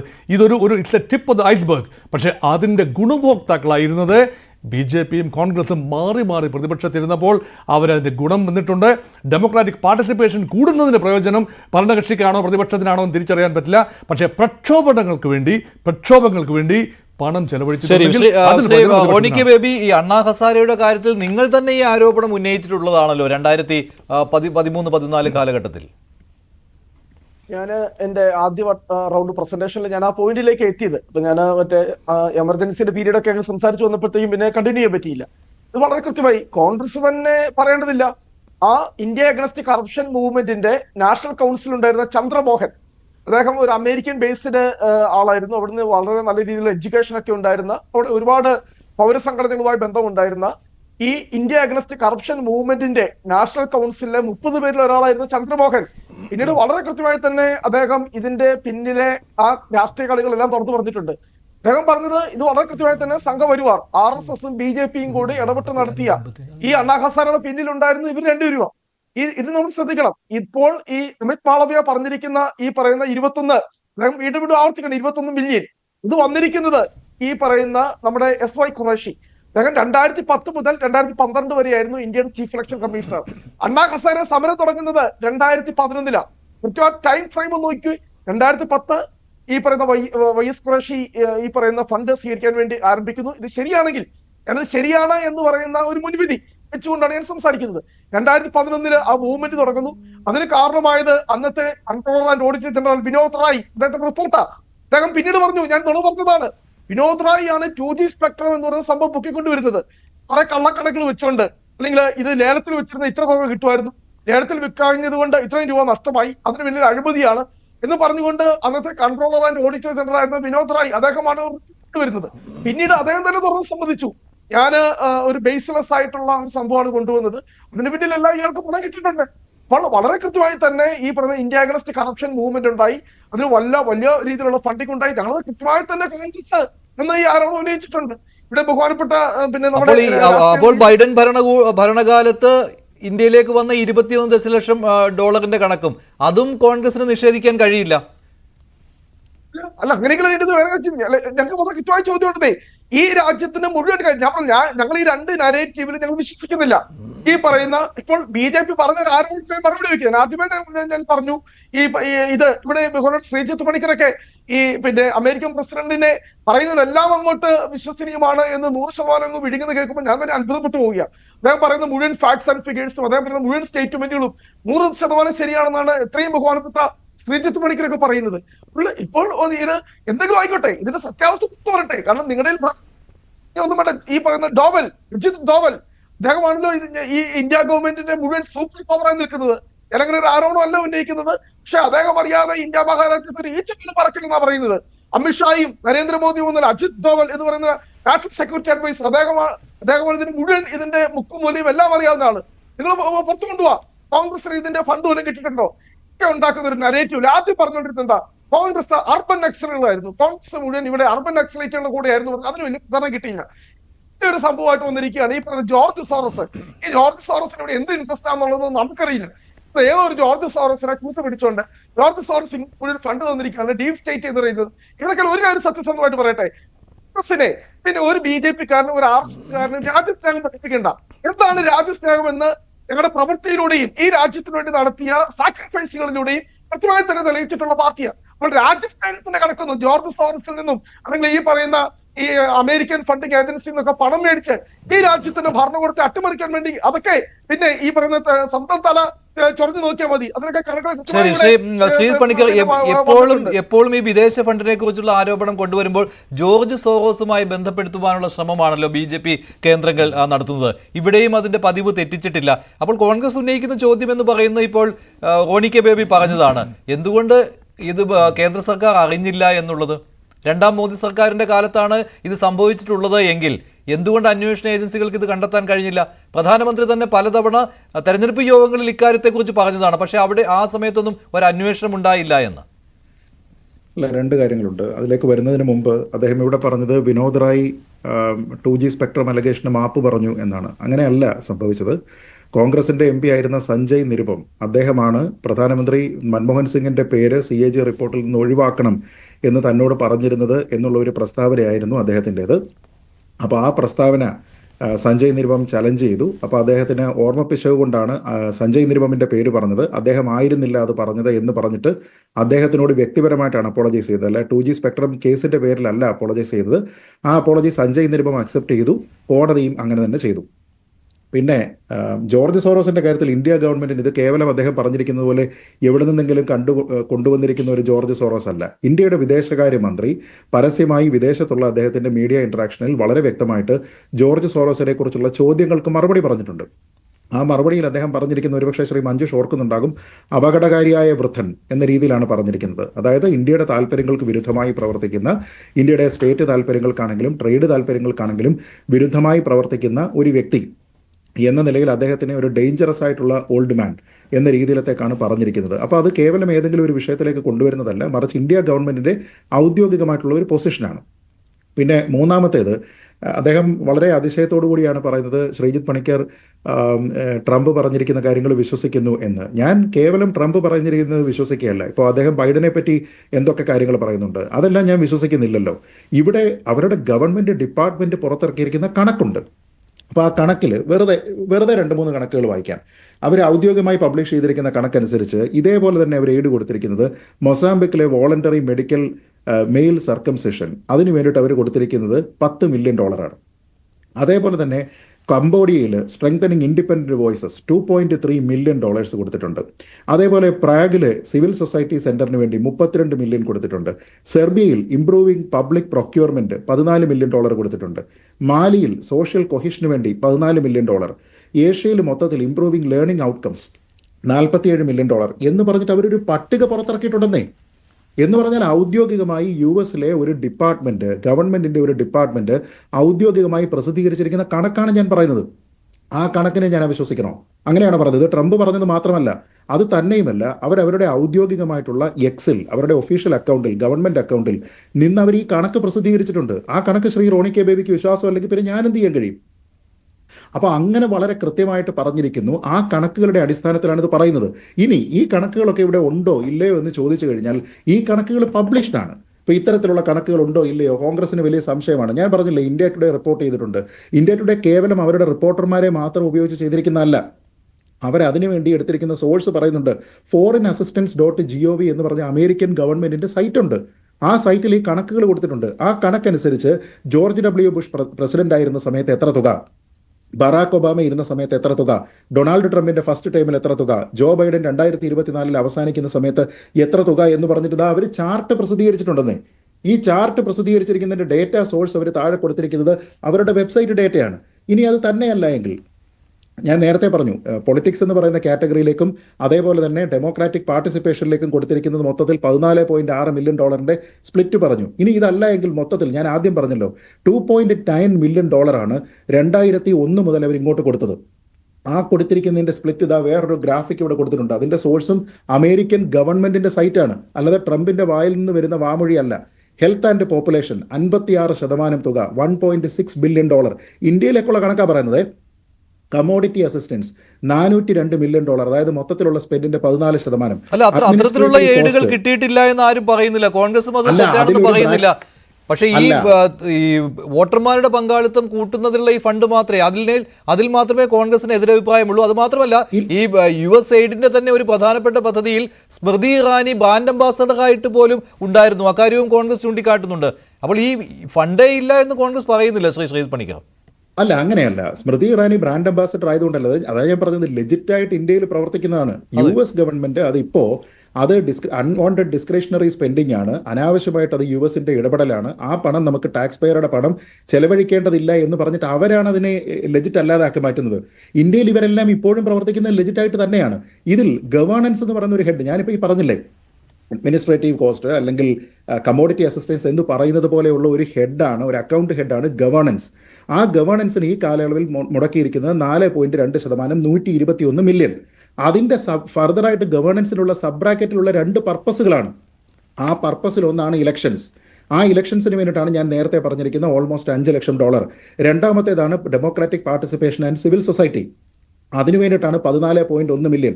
അങ്ങനെ ഈ രണ്ടും കൂടി ചേർത്ത് മാത്രം 14.6 മില്യൺ. ഇനി ട്രംപിന്റെ കണക്കുകളല്ല, ഈ പറയുന്ന കണക്കുകൾ അനുസരിച്ച് നേരത്തെ പറഞ്ഞിരുന്ന ഏജൻസികൾ നാഷണൽ ഡെമോക്രാറ്റിക് ഇൻസ്റ്റിറ്റ്യൂട്ട് വഴി ചെലവഴിച്ചിരിക്കുന്നത് $7.6 മില്യൺ. RTI ഇന്റർനാഷണൽ വഴിയുള്ളത് $2.3 മില്യൺ. US എന്റർപ്രൈസ് വഴി മറ്റ് അങ്ങനെയുള്ള അവരുടെ അസോസിയേറ്റ്സ്, ഡിലോയിറ്റ് തുടങ്ങിയ അസോസിയേറ്റ്സ് വഴിയെല്ലാം ചെലവഴിച്ചിരിക്കുന്നത് $1.9 മില്യനും $1 മില്യൺ. മറ്റുള്ള ആൾക്കാർ വഴി $1.3 മില്യൺ. ഇതിന്റെ കണക്കുകളെല്ലാം അവർ കൊടുത്തിട്ടുണ്ടെന്നേ. ആ കണക്ക് വരുമ്പോൾ $21 മില്യൺ ട്രംപ് പറഞ്ഞ കണക്കുമായി ചേർന്ന് പോകുന്നതുമാണ്. അതാണ് ഞാൻ പറഞ്ഞത്. ട്രംപ് പറഞ്ഞിരിക്കുന്നതിനെ ശ്രീജിത് പണിക്കർ വിശ്വസിച്ചിരിക്കുകയല്ല, മറിച്ച് അമേരിക്കൻ ഗവൺമെന്റിന്റെ ഡിപ്പാർട്ട്മെന്റ് ഓഫ് ഗവൺമെന്റ് എഫിഷ്യൻസി എന്ന് പറയുന്ന പുതുതായിട്ട് സ്ഥാപിച്ചിരിക്കുന്ന ഡിപ്പാർട്ട്മെന്റ് ഒഫീഷ്യലായിട്ട് പുറത്തിറക്കിയിരിക്കുന്ന കണക്കാണ്. ആ കണക്കിനെ ഞാൻ എന്തിനാണ് അവിശ്വസിക്കുന്നത്? USAID എന്നുള്ളത് ഉള്ളത് തന്നെയാണ്, അത് ഇന്ത്യക്കും കിട്ടിക്കൊണ്ടിരിക്കുന്നത് തന്നെയാണ്. അവിടെ പല നേതാക്കളും അതിന്റെ ബ്രാൻഡ് അംബാസഡറായി വന്നിട്ടുണ്ട്. ഇപ്പോൾ സ്മൃതി ഇറാനി തന്നെ വന്നത് അവർ ഒരു നടിയായിരുന്ന സമയത്ത്, അല്ലെ, സീരിയൽ നടിയായിരുന്ന സമയത്ത്, ആ സമയത്ത് ആ സീരിയലിൽ അവർ അഭിനയിച്ചുകൊണ്ടിരുന്ന സമയത്താണ്, അല്ലേ, അത് കണക്കിലെടുത്തുകൊണ്ടാണ് അന്ന് ബ്രാൻഡ് അംബാസഡർ ആയത്. ഇപ്പോൾ അത് പറഞ്ഞുകൊണ്ട് കോൺഗ്രസ് തിരിച്ചടിക്കുന്നു എന്നുള്ളത് പക്ഷേ അതൊരു കോൺഗ്രസിന്റെ ഒരു ദൗർബല്യമായിട്ടേ കാണാൻ കഴിയുകയുള്ളൂ റോണി. അല്ല, അത് തന്നെയുമല്ല മഞ്ജുഷ്. ഇതിലുള്ള പ്രധാനപ്പെട്ട കാര്യം നോക്കൂ, ഇത് ലെജിറ്റായിട്ട് ഇന്ത്യയിൽ പ്രവർത്തിക്കുന്ന ഏജൻസികളാണ്. ഇപ്പോഴും അത് അങ്ങനെ തന്നെ പ്രവർത്തിക്കുന്ന ഏജൻസികളാണ്. പക്ഷേ അമേരിക്കൻ ഗവൺമെന്റ് കണ്ടെത്തുകയാണ് ഇത് അവരുടെ ഗവൺമെന്റിന്റെ എഫിഷ്യൻസി കുറയ്ക്കുന്നു. അവിടുത്തെ ടാക്സ് പെയറുടെ പണം ലോകത്തുള്ള വിവിധ രാജ്യങ്ങളിലെ ഡെമോക്രാറ്റിക് സിസ്റ്റത്തിനെ സ്ട്രെങ്തൻ ചെയ്യുന്നതിന് വേണ്ടി മുടക്കേണ്ടുന്ന ആവശ്യം അമേരിക്കയ്ക്കില്ല. അത് അവരുടെ ഗവൺമെന്റ് പോളിസിയാണ്. ആ പോളിസി അനുസരിച്ച് അത് നിർത്തുകയാണ്. ഇപ്പം ഞാൻ വേറൊരു ഉദാഹരണം പറയാം. ഇന്ത്യയിലുള്ള എത്രയോ ഇത്തരത്തിലുള്ള സ്ഥാപനങ്ങൾക്ക് വിദേശത്ത് നിന്ന് ഗവൺമെന്റിന്റെ ആയിക്കോട്ടെ മറ്റ് ഏജൻസികളുടെ ആയിക്കോട്ടെ NGOകൾക്ക് പണം സ്വീകരിക്കാനായിട്ടുള്ള ലൈസൻസ് ഉണ്ട്. നമുക്കറിയാമല്ലോ, വിദേശ വിനിമയ നിയമവും മറ്റു കാര്യങ്ങളും എല്ലാം അനുസരിച്ച് പ്രവർത്തിക്കാനുള്ള ലൈസൻസ് ഉണ്ട്. അതിൽ ഏതെങ്കിലും ഒരു കാര്യത്തിനോട് ഇനി മുതൽ അങ്ങനെയുള്ള കാര്യങ്ങൾക്ക് പണം കൊടുക്കണ്ട എന്ന് ഗവൺമെന്റ് അവിടുത്തെ തീരുമാനിച്ചാൽ, ആ പണത്തിന്റെ സോഴ്സ് അവർ കട്ട് ചെയ്ത് കഴിഞ്ഞാൽ അതിന് നമ്മുടെ നാട്ടിൽ പ്രത്യേകിച്ച് ഒന്നും ചെയ്യേണ്ടതില്ല. അതുകൊണ്ട് ഇതുവരെ അവരിവിടെ ചെയ്തിരുന്ന ഇല്ലെജിറ്റ് ആയിട്ടുള്ള പ്രവൃത്തിയായി മാറുന്നുമില്ല. അവരുടെ കോസ്റ്റ് എഫിഷ്യൻസിക്ക് വേണ്ടിയിട്ട് അവരത് ചെയ്തു. അത് ഇവിടെ മാത്രമല്ല, ഇപ്പൊ ഉദാഹരണത്തിന് മോൾഡോവ അനധികൃതമായി ഉപയോഗിച്ചു എന്ന് പറയുന്ന BJP ആണ് ശ്രീജിത് പണിക്കർ. ഇപ്പോൾ ഈ ബൈഡൻ ഭരണകൂടത്തിന്റെ കാലത്ത് മോദി സർക്കാരിനെ അട്ടിമറിക്കുന്നതിന് വേണ്ടി ഉപയോഗിച്ചു എന്ന് പറയുന്നത് ആരാണത്? BJP അല്ലേ പറയുന്നത്? അല്ലത് BJP അല്ല. അവിടെയാണ് അമേരിക്കൻ പ്രസിഡന്റ് പറയുന്നത്. എന്തിനു വേണ്ടിയിട്ടാണ്? കിക്ക് ബാക്സ് ആണോ എന്ന് ചോദിച്ചിരിക്കുന്നത് ആരാണ്? ഇത് കിക്ക് ബാക്ക് ആണോ എന്ന് ചോദിച്ചിട്ടുണ്ട്. കിക്ക് ബാക്ക് എപ്പോഴാണ് കിട്ടുക? ഒരു ഡീൽ ഉണ്ടാകുന്ന സമയത്ത് നമുക്ക് കിട്ടുന്ന ബെനിഫിറ്റിനെയാണ് കിക്ക് ബാക്ക് എന്ന് പറയുക. ഈ സാധനം എന്ന് പറയുന്നത് കിക്ക് ബാക്ക് സ്കീമാണ് എന്ന് പറഞ്ഞിരിക്കുന്ന ആരാണ്? American president. മാത്രമല്ല, അദ്ദേഹം പറയുന്ന മറ്റൊരു കാര്യം കൂടിയുള്ളത്, മറ്റൊരാളെ തെരഞ്ഞെടുക്കുന്നതിന് വേണ്ടി ഇത് ഉപയോഗിച്ചിട്ടുണ്ടോ എന്നാണ് ഇന്ത്യ ഗവൺമെന്റ് അവർക്ക് താല്പര്യമുള്ള ഒരാളിനെ തെരഞ്ഞെടുക്കുന്നതിന് വേണ്ടിയിട്ടായിരിക്കാം ചെയ്തിരിക്കുന്നത്. അമേരിക്കയ്ക്ക് അമേരിക്കയുടേതായിട്ടുള്ള പ്രോബ്ലംസ് ഉണ്ട്. നമ്മൾ എന്തിനാണ് ഇന്ത്യയുടെ പ്രോബ്ലത്തിലേക്ക് പോകുന്നത്? അത് പണമുള്ള സ്ഥലമാണ്, ഹെവിലി ടാക്സ് ചെയ്യുന്ന സ്ഥലമാണ്. ശരിയാണ്. ട്രംപിന്റെ ഈ താങ്കൾ പറയുകയുണ്ടായി, ട്രംപിന്റെ എല്ലാ പ്രസ്താവനകളും ഒരേ കണ്ണുകൂടി കാണേണ്ട, അദ്ദേഹം സ്വന്തം അണികളെ ഉത്തേജിപ്പിക്കുന്നതിന് വേണ്ടി ചില പരാമർശങ്ങളൊക്കെ നടത്തുമെന്ന്. പക്ഷേ ഈ പ്രസ്താവന അത് ഇന്ത്യയിലാണ് ഈ ഒരു പ്രശ്നമുണ്ടാക്കി മാറ്റിയിരിക്കുന്നത്. അതിനെ തെറ്റായി വ്യാഖ്യാനിക്കേണ്ടതുണ്ടോ? മഞ്ജുഷ, നമ്മൾക്ക് ഈ ഒരു ടോപ്പിക്കിനകത്ത് എൻറ്റയറിറ്റിയിൽ നമുക്ക് ഇനി ഒന്ന് വിശകലനം ചെയ്ത് അതിന്റെ ആഴത്തിലൊന്ന് മനസ്സിലാക്കണമെങ്കിൽ ഇവിടുത്തെ സിറ്റുവേഷൻ, ഇവിടുത്തെ കോണ്ടെസ്റ്റ്, ട്രംപ് ഏത് ബേസിസിലാണ്, ഇവിടുത്തെ പൊളിറ്റിക്കൽ അറ്റ്മോസ്ഫിയർ എന്താണ് എന്നുള്ളത് കൂടെ മനസ്സിലാക്കേണ്ടതിന്റെ അത്യാവശ്യമാണെന്നാണ് എനിക്ക് തോന്നുന്നത്. അപ്പൊ അത് ചെയ്യുന്ന ഒരു ടെക്സ്റ്റ് മെസ്സേജ് എനിക്ക് ഇപ്പൊ കിട്ടിയത് ഞാൻ വായിച്ചു കേൾപ്പിക്കും. I just got fired from my job. I was a lead analyst for gay squirrels in eastern Zimbabwe. I have no other support for myself or for my family. This is the reality of Trump's America.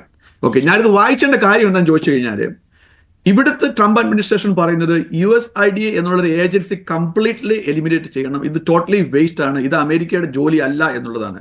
അപ്പൊ ഞാൻ അടുത്ത് ശ്രീജിത്ത് പണിക്കർ പറഞ്ഞ ആദ്യത്തെ പാർട്ടിനോട് വിയോജിച്ചുകൊണ്ട് രണ്ടാമത്തെ പാർട്ടിക്ക് യോജിക്കുകയാണ്. കാരണം നിങ്ങൾ അവിടെ നിന്ന് നോക്കി കാണുമ്പോൾ ലെജിറ്റിമേറ്റ് ആയിട്ടുള്ള ഒത്തിരി കാര്യങ്ങളുണ്ട്, അത് ലെജിറ്റിമേറ്റ് ആണ് എന്നൊരു ആംഗിൾ വരുന്നുണ്ട്, which is correct by the way. പക്ഷെ ഇവിടെ നിന്ന് ട്രംപ് അഡ്മിൻ പറയുന്നത് ഇത് കംപ്ലീറ്റ്ലി ഇല്ലെജിറ്റിമേറ്റ് ആണ്. USIDA ആ ഒരു ഏജൻസി തന്നെ കംപ്ലീറ്റ് ഫ്രീസ് ചെയ്യണം. അത് ഫ്രീസ് കളയാൻ വേണ്ടിയുള്ള എക്സിക്യൂട്ടീവ് ഓർഡറും അത് കിട്ടുന്നതാണ്. പിന്നെ അതിനെ കോർട്ടിൽ ചലഞ്ച് വന്നു. അതിനുശേഷം വരുന്നു ഇതിനകത്ത് എലിമിനേറ്റ് ചെയ്യാനുള്ള പാർട്ടുകൾ എലിമിനേറ്റ് ചെയ്യുക എന്നതിലേക്ക് വരികയാണ്. അപ്പൊ അതിന്റെ ഒരു കോൺസെപ്റ്റിലാണ് ട്രംപ് ആ സിപാക്കിനകത്ത് ഈ സംസാരിക്കുന്നത്. അത് പറയുമ്പം ബൈഡൻ അഡ്മിനിസ്ട്രേഷൻ ഇതുവരെ എന്ത് ചെയ്താല്, എന്നാൽ ഒരു 4 വർഷം പുറകോട്ട് പോയി കഴിഞ്ഞാൽ 2016 തൊട്ട് 2020 വരെ USAID ഉണ്ടായിരുന്നു. ട്രംപ് അഡ്മിനിസ്ട്രേഷൻ ആയിരുന്നു അന്നേരം ഇൻചാർജ്. അതിന് പുറകോട്ട് പോവാണ് ബരാക് ഒബാമയായിരുന്നു പ്രസിഡന്റ്. അപ്പം പൊളിറ്റിക്കൽ അഫിലിയേഷൻ എങ്ങനെയായിരുന്നെങ്കിലും അതത് കാലങ്ങളിൽ ഈ USAID അവിടെ ഉണ്ടായിരുന്നു 1951 തൊട്ട്. പക്ഷെ അപ്പോൾ ഈ 21 ദശലക്ഷം മാത്രം എങ്ങനെയാണ് വിവാദമായി മാറുന്നത്? അത് എന്ന് നൽകി, ആർക്ക് നൽകി, ഇക്കാര്യങ്ങൾ പറയാതെ ഇതിലൊരു വ്യക്തത വരികയുമില്ലല്ലോ. അതിനകത്ത് നമ്മൾക്ക് കിട്ടുന്ന ആകെപ്പാടെയുള്ള ഇൻഫർമേഷൻ ഡൊണാൾഡ് ട്രംപ് പറഞ്ഞ ആ 2 സ്റ്റേറ്റ്മെന്റ് മാത്രമാണ്. 21 മില്യൺ ഇന്ത്യക്ക് പോയി, ഇന്ത്യക്ക് അത് കൊടുക്കേണ്ട കാര്യം നമുക്കില്ല, അത് ടോട്ടലി വേസ്റ്റ് ഓഫ് മണിയാണ്, നമ്മുടെ ജോലിയല്ല അവിടെ വോട്ടർ ടേൺ ഔട്ട് കൂട്ടുക എന്നുള്ളതാണ്. ദെൻ കണ്ടിന്യൂസ് ആയിട്ട് പറഞ്ഞു 21 മില്യൺ ബംഗ്ലാദേശിൽ പോയി എന്ന് പറയുന്നു. അല്ലാണ്ട് ഒരു ഓഡിറ്റർ റിപ്പോർട്ട് നമുക്ക് കിട്ടിയിട്ടില്ല. ഇത് പറയുമ്പോൾ എനിക്ക് ഇതുകൂടെ പറയിട്ടിരിക്കുന്നു. ഇന്നലെ വൈകുന്നേരം ഞാൻ ഒരു ചർച്ച ശ്രദ്ധിച്ചപ്പോൾ അതിനകത്ത് ഒരു നമ്പേഴ്സ് ഗെയിം കൊണ്ടിരുന്നു. ഇലോൺ മസ്ക് ആ ബോഡിക്കകത്ത് വലിയൊരു ക്ലെയിം വെച്ചു, which is correct also, which may B correct. $8 billion അമേരിക്കയ്ക്ക് സേവ് ചെയ്തു. അപ്പോൾ ട്രംപ് പറഞ്ഞു ആ 8 ബില്യൺ സേവ് ചെയ്ത് ടാക്സ് പേയേഴ്സിന് തിരിച്ചു കൊടുക്കാൻ പോവുകയാണ് എന്നുള്ളൊരു വാദം വന്നു. അപ്പൊ ഞാനത് ബേസിക്കലി ഒരു സിമ്പിൾ മാത്തമാറ്റിക്കലി കാൽക്കുലേറ്റ് ചെയ്തപ്പം 340 മില്യൺ ആൾക്കാരാണ് അമേരിക്കൻ ജനത ഇവിടെ ഉള്ളത്. അപ്പം 8 ബില്യണെ നമ്മൾ ഡിവൈഡ് ചെയ്യുകയാണെങ്കിൽ ഓരോ അമേരിക്കൻ പൗരനും $3 വെച്ച് കിട്ടും.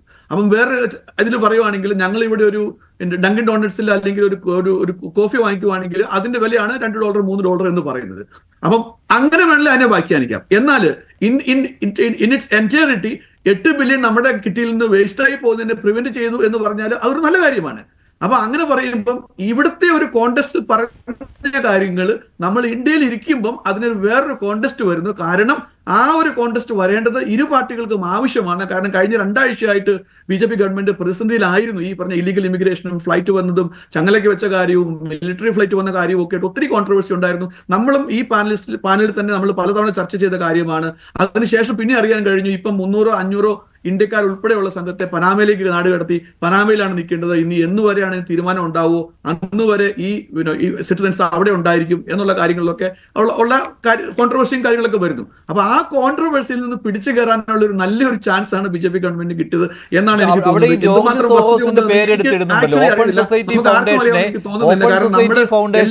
കൊണ്ടുവരുന്നുണ്ട് ശ്രീ സജിമോൻ ആന്റണി, ഓപ്പൺ സൊസൈറ്റി ഫൗണ്ടേഷനെയും ജോർജ് സോറോസിനെയും ഇതിലേക്ക് കൊണ്ടുവരുന്നുണ്ട്. അതും കൃത്യമായ ഒരു പൊളിറ്റിക്കൽ അജണ്ട വെച്ചാണെന്ന് തന്നെയാണോ താങ്കളുടെ ഒരു ധാരണ? അതോ USAIDുമായിട്ട് ബന്ധമുള്ളവരാണോ?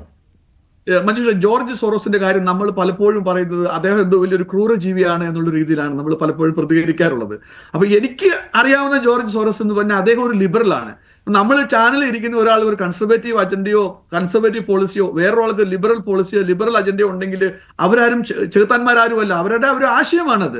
അതിനകത്ത് ഒരു ന്യായമായ രീതിയിൽ അതിനെ അവർ പ്രൊമോട്ട് ചെയ്യുവാണെങ്കിൽ നമുക്ക് അതിനെ ഇൻഫ്ലുവൻസ് ചെയ്യാൻ ശ്രമിക്കുകയാണെങ്കിൽ നമുക്ക് അത് തെറ്റു പറയാൻ പറ്റത്തില്ല. അത് നമ്മൾ അതിനെ റെസ്പെക്ട് ചെയ്യുകയാണ് ചെയ്യേണ്ടത്. ഓക്കെ, അദ്ദേഹം എന്റെ അറിവിൽ ഒരു ലിബറൽ പോളിസിയാണ്. അത് മാത്രമല്ല $32 ബില്യൺ ഡൊണേറ്റ് ചെയ്തൊരു വ്യക്തിയാണ് അദ്ദേഹം വിശ്വസിക്കുന്ന കോസിന് വേണ്ടിയിട്ട്. അപ്പം നമ്മൾക്ക് ഇതിൽ ഓപ്പോസിറ്റ് ഒരു വിചാരധാരയുള്ള ഒരാൾ ഉണ്ടെങ്കിൽ അവര് $32 ബില്യന് പകരം $24 ബില്യൺ ഡൊണേറ്റ് ചെയ്തിട്ട് അവർ അവരുടെ ഐഡിയോളജി അല്ലെങ്കിൽ പ്രൊപ്പഗൻഡ പ്രൊമോട്ട് ചെയ്യട്ടെ. അതിനൊന്നും നമുക്ക് തെറ്റു പറയാൻ പറ്റത്തില്ല. അപ്പൊ ജോർജ് സോറോസിനെ ഇന്ത്യൻ മാധ്യമങ്ങൾ വിസ്തരിക്കുമ്പോൾ പലപ്പോഴും അവർ വിസ്തരിക്കുന്നത് ഇത് അവിടെയുള്ള ഏതോ ഒരു പൊളിറ്റിക്കൽ പാർട്ടിയുടെ ഒരു ടൂളായിട്ട് മാത്രമാണ് കാണുന്നത് എന്നാണ് എനിക്ക് തോന്നുന്നത്. Which may be not, I mean which in എൻറ്റയറിറ്റിൽ അത് കറക്റ്റ് ആയിരിക്കണം എനിക്ക് തോന്നുന്നില്ല. ജോർജ് സോറോസിനെ തന്നെ ഇതിന്റെ മുമ്പിലേക്ക് കൊണ്ടുവരാനുള്ള ശ്രമമാണല്ലോ BJP നടത്തുന്നത്. അതുവഴി തന്നെ കോൺഗ്രസിനെ പ്രതിരോധത്തിലാക്കുക, രാഹുലിനെ പ്രതിരോധത്തിലാക്കുക. ആ തന്ത്രം ഇവിടെ പ്രതിഫലിച്ചിട്ടുണ്ടല്ലോ ശ്രീജിത്ത്. ഞാൻ ആ ചോദ്യത്തിന്റെ ആദ്യ ഭാഗം കേട്ടില്ല മഞ്ജു. ഇപ്പോൾ ജോർജ് സോറോസിനെ തന്നെ ഈ വിവാദത്തിന്റെ മുന്നിലേക്ക് കൊണ്ടുവരിക, ആ തന്ത്രം BJP ഇന്ന് കൃത്യമായിട്ട് ചെയ്യുന്നുണ്ട്. അതാണല്ലോ മാളവിയുടെ പ്രസ്താവനയിലും നിറഞ്ഞു നിൽക്കുന്നത്. അങ്ങനെ കോൺഗ്രസിനെയും രാഹുലിനെയും പ്രതിരോധത്തിലാക്കുക. അല്ല, അതുകൊണ്ടാണ് ഞാൻ പറഞ്ഞത് അത് ഇപ്പോൾ വരുന്ന ഒരു ഒളിയമ്പോ ഒന്നുമല്ല. ഇന്ത്യൻ ഗവൺമെന്റിന്റെ ഒഫീഷ്യലായിട്ടുള്ള പൊസിഷനാണ്. നമ്മുടെ വിദേശകാര്യ മന്ത്രി പറയുന്നത് ഗവൺമെന്റിന്റെ വിദേശ നയവുമായി ബന്ധപ്പെട്ട കാര്യമാണ് എന്നിരിക്കെ, അതും വിദേശത്തുള്ള ഒരു ഫോറത്തിൽ പങ്കെടുത്തുകൊണ്ട് ഒരു ചോദ്യത്തിന് മറുപടിയായിട്ട് അദ്ദേഹം പറയുമ്പോൾ അത് ഗവൺമെന്റിന്റെ പൊസിഷനാണ് എന്നിരിക്കെ, നാളിതുവരെയും ഇന്ത്യൻ ഗവൺമെന്റ് അതിനെ തിരുത്തിയിട്ടില്ല എന്നിരിക്കെ ഇന്ത്യൻ ഗവൺമെന്റ് സോറോസിനെ അങ്ങനെ തന്നെയാണ് കാണുന്നത്. അദ്ദേഹത്തിനെ പറ്റി പറഞ്ഞതാണ് റിച്ച്, ഓൾഡ്, ഒപ്പീനിയനേറ്റഡ്, ഡേഞ്ചറസ് എന്നിങ്ങനെയുള്ള 4 വാക്കുകളാണ് അദ്ദേഹം പറഞ്ഞത്. ഈ 4 വാക്കുകൾ കൊണ്ട് ഇവരെല്ലാവരും തന്നെ പലപ്പോഴും പലതരത്തിലുള്ള നറേറ്റീവുകൾ ഷേപ്പ് ചെയ്യുന്നതിന് വേണ്ടിയിട്ടുള്ള ഇൻവെസ്റ്റ്മെന്റ് നടത്തുന്ന ആളാണ് എന്ന് പരസ്യമായിട്ട് പറഞ്ഞ ആളാണ് ഇന്ത്യയുടെ വിദേശകാര്യമന്ത്രി. എന്ന് വെച്ചാൽ ഇന്ത്യൻ ഗവൺമെന്റിന് സോറോസിനെ പറ്റിയോ സോറോസിന്റെ നിക്ഷേപ താല്പര്യങ്ങളെ പറ്റിയോ അദ്ദേഹത്തിനുള്ള ജിയോ പൊളിറ്റിക്കൽ ഇൻഫ്ലുവൻസിനെ പറ്റിയോ കൃത്യമായിട്ടുള്ള ഒരു പൊസിഷനുണ്ട്. അതൊരു പൊളിറ്റിക്കൽ ഐഡിയോളജിയുടെ ഭാഗമായിട്ട് അല്ലെങ്കിൽ ഗവൺമെന്റിന്റെ ഒരു നയത്തിന്റെ ഭാഗമായിട്ടുള്ള ഒരു തീരുമാനമാണ്. അതൊരു രാജ്യത്തിനോടുള്ളതുപോലെ തന്നെ ഇതേപോലെ വലിയ ബിസിനസ് ശൃംഖലകളുള്ള ജിയോ പൊളിറ്റിക്കൽ ഇൻട്രസ്റ്റ് ഉള്ള ആൾക്കാരെ പറ്റി ഒരു ഗവൺമെന്റ് ഉണ്ടാകുന്ന ഒപ്പീനിയനാണ്. അപ്പം സോറോസിനെ ഡിഫെൻഡ് ചെയ്യാനായിട്ട് രാഹുൽ ഗാന്ധി പോകേണ്ടെന്ന ആവശ്യമൊന്നുമില്ല. അപ്പോൾ സോറോസുമായി ബന്ധപ്പെടുത്തി രാഹുൽ ഗാന്ധി എന്തെങ്കിലും പറയുകയാണെങ്കിൽ ഞങ്ങൾക്ക് സോറോസുമായി ബന്ധമില്ല എന്ന് പറയുന്നിടത്ത് ആ പ്രശ്നം തീരേണ്ടതേ ഉള്ളൂ. പക്ഷേ ഞാൻ പറയുന്നത് ഇവിടെ ഗവൺമെന്റ് പറഞ്ഞിരിക്കുന്ന US ഗവൺമെന്റ് ഔദ്യോഗികമായി പറഞ്ഞിരിക്കുന്ന ഒരു കണക്ക്, ആ കണക്കിൽ അവർ തന്നെ വളരെ കൃത്യമായിട്ട് നമ്പേഴ്സ് സഹിതം അവർ പറയുകയാണ്. ആ നമ്പേഴ്സിനെ സോഴ്സ് സഹിതം നമ്മുടെ നാട്ടിലുള്ള ഒരു മാധ്യമ സ്ഥാപനത്തിന് അവരുടെ വെബ്സൈറ്റ് വഴി കോട്ട് ചെയ്യാൻ കഴിയുമെങ്കിൽ നമ്മുടെ നാട്ടിലുള്ള ആൾക്കാർക്ക് അത് മനസ്സിലാക്കാൻ ബുദ്ധിമുട്ടെന്താണ്. എന്തിനു വേണ്ടിയിട്ടാണ് ഇങ്ങനെ പറയുന്നത്? ഇത് കേവലം ഈ 21 മില്യൺ എന്നല്ല പറഞ്ഞിരിക്കുന്നത്. ആ സ്റ്റേറ്റ്മെന്റ് ഇങ്ങനെയാണ്, അവരുടെ എക്സ്പോസ്റ്റിലുള്ളതാണ്. 486 million to the Consortium for Elections and Political Process Strengthening, including 22 million for inclusive and participatory political process in Moldova and 21 million for voter turnout in India. അടുത്ത ലൈനിലാണ് $29 million to strengthening political landscape in Bangladesh എന്ന് പറയുന്നത്. എന്നിട്ട് ഇതിനെ പോലും confuse ചെയ്യുന്നിരിക്കുന്ന ആൾക്കാരല്ലേ. അതായത് അദ്ദേഹം അതല്ല ഉദ്ദേശിച്ചിരിക്കുന്നത്, മറ്റേതാണ് ഉദ്ദേശിച്ചിരിക്കുന്നത്. ഞാൻ ചോദിക്കുന്നത് ഇവിടെ ഓരോ പ്രസിഡന്റിന്റെയും കാലത്തുള്ള കണക്ക് സഹിതം ഈ കാര്യം പുറത്തു വന്നു കഴിഞ്ഞാൽ പിന്നെന്താണ് പ്രശ്നം? ഇവിടെ ലെജിറ്റിമേറ്റ് ആയിട്ട് പ്രവർത്തിക്കുന്ന ഒരു സ്ഥാപനത്തിന് ഫണ്ട് റിസീവ് ചെയ്യാം. അപ്പോൾ ആ ഫണ്ടിൽ അവർ ഒരു പക്ഷേ ഇതിനെ ഒരു ഇന്ത്യയിൽ ആൾക്കാർ ഇലക്ഷനിലേക്ക് പങ്കെടുക്കുന്ന ഇലക്ട്രൽ പ്രോസസ്സിൽ പങ്കെടുക്കുന്ന ശാക്തീകരണം എന്ന രീതിയിലത്തേക്ക്, അവയർനെസ് എന്ന രീതിയിലത്തേക്കുള്ള ക്യാമ്പയിനുകൾ നടത്തുന്നു എന്ന രീതിയിലായിരിക്കാം ഇത് വന്നിരിക്കുന്നത്. അതിനെ ഒരുപക്ഷെ തടയേണ്ടുന്ന കാര്യം ഒരു സർക്കാരിനും ഉണ്ട് എന്ന് തോന്നുന്നില്ല. പക്ഷേ ഇവിടുത്തെ പ്രശ്നം ആ പണം ഏതെങ്കിലും ഒരു സർക്കാരിനെ അട്ടിമറിക്കുന്നതിനോ ഏതെങ്കിലും ഒരു സർക്കാരിനെ തിരഞ്ഞെടുക്കുന്നതിനോ തിരഞ്ഞെടുക്കാതിരിക്കുന്നതിനോ വേണ്ടിയിട്ടുള്ള ക്യാമ്പയിന് വേണ്ടിയിട്ട് ഉപയോഗിച്ചിട്ടുണ്ട് എങ്കിൽ അതിനൊരു ഓപ്പൺ എൻക്വയറിയാണ് വേണ്ടത്. ആ എൻക്വയറിക്ക് ഭരണപക്ഷമെന്നോ പ്രതിപക്ഷമെന്നോ ഉള്ള വ്യത്യാസം അവിടെ ഉണ്ടാകേണ്ടുന്ന കാര്യമില്ല. എല്ലാവരും അതിനെ സപ്പോർട്ട് ചെയ്യണം. അതുകൊണ്ടാണ് ഞാൻ പറഞ്ഞത് ഹിൻഡൻബർഗ് എന്ന് പറയുന്ന ഒരു ഷോർട്ട് സെല്ലർ അവരൊരു റിപ്പോർട്ട് കൊണ്ടുവരുന്ന സമയത്ത് ആ റിപ്പോർട്ട് വെച്ചിട്ട് കേന്ദ്ര സർക്കാരിനെതിരെയുള്ള അന്വേഷണം വേണമെന്ന് പറയുന്ന, വിദേശത്തുള്ള ഏതെങ്കിലും ഒരു മാധ്യമത്തിൽ വരുന്ന ഒരു ഇൻവെസ്റ്റിഗേറ്റീവ് പീസിന്റെ പേരിൽ അന്വേഷണം വേണമെന്ന് പറയുന്ന ഒരു പ്രതിപക്ഷ പാർട്ടിയെ സംബന്ധിച്ചിടത്തോളം ഡൊണാൾഡ് ട്രംപിന് തെറ്റിയതായിരിക്കും, ഇത് ബംഗ്ലാദേശിലേക്കുള്ള പണമായിരിക്കും, സൊറോസുമായിട്ട് ബന്ധം, ഇങ്ങനെയുള്ള കാര്യങ്ങൾ പറയുന്നത് എന്തിനാണ്? അത് അദ്ദേഹം പറഞ്ഞിരിക്കുന്നതല്ല, അതല്ലെങ്കിൽ അദ്ദേഹം പറഞ്ഞിരിക്കുന്നതിനൊക്കെ തന്നെ ഞാൻ വിശ്വസിക്കുകയാണോ എന്നൊക്കെ ഒരു കോൺഗ്രസിന്റെ പ്രതിനിധി പറഞ്ഞു കഴിഞ്ഞാൽ നിങ്ങൾക്കൊരു പക്ഷേ അതിനെപ്പറ്റി അറിവില്ലാത്തത് കൊണ്ടായിരിക്കും. നിങ്ങളൊരു പക്ഷേ ഈ സർക്കാരിന്റെ ഔദ്യോഗികമായിട്ട് അവർ പ്രസിദ്ധീകരിച്ചിരിക്കുന്ന എക്സ് പോസ്റ്റുകൾ കണ്ടിട്ടില്ലാത്തത് കൊണ്ടായിരിക്കും.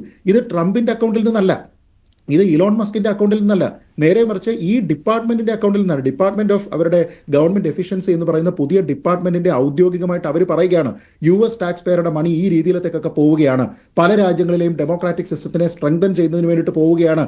അത് ഞങ്ങൾക്ക് ചെയ്യേണ്ടുന്ന കാര്യം എന്താണ്? അത് ഔദ്യോഗികമായിട്ട് തന്നെ അമേരിക്ക പുറത്തുവിട്ടതാണ്. പക്ഷേ ഈ പറയുന്ന 21 ദശലക്ഷത്തിന്റെ കണക്കുകൾ അതിലിപ്പോഴും അവ്യക്തത ഇന്ത്യയിൽ തുടരുകയാണ്. അത് BJPയും കോൺഗ്രസും തമ്മിലുള്ള രാഷ്ട്രീയ ആരോപണമായി നിൽക്കുകയുമാണ്. അതിനാൽ തന്നെയാണ് ഏറ്റവും ഒടുവിൽ വിദേശകാര്യ മന്ത്രാലയം പറഞ്ഞിരിക്കുന്നത് ആഭ്യന്തര അന്വേഷണം തുടങ്ങുകയാണ് എന്ന്. കൂടുതൽ അന്വേഷണം ഉണ്ടാവുമെന്നും ഈ പണം ആര്, എങ്ങനെ, എന്തിനു വേണ്ടി വിനിയോഗിച്ചുവെന്ന് കണ്ടെത്തുമെന്നും. നന്ദി. ചർച്ചയിൽ പങ്കെടുത്ത എല്ലാവർക്കും. ഇന്നത്തെ ചോദ്യം ഇതായിരുന്നു: അമേരിക്കൻ ഫണ്ട് മോദിയെ അട്ടിമറിക്കാൻ കോൺഗ്രസ് ഉപയോഗിച്ചുവെന്ന് 58% പ്രേക്ഷകർ, ഇല്ല എന്ന് 38%. വേണ്ടി അവസാനിക്കുന്നു. നന്ദി.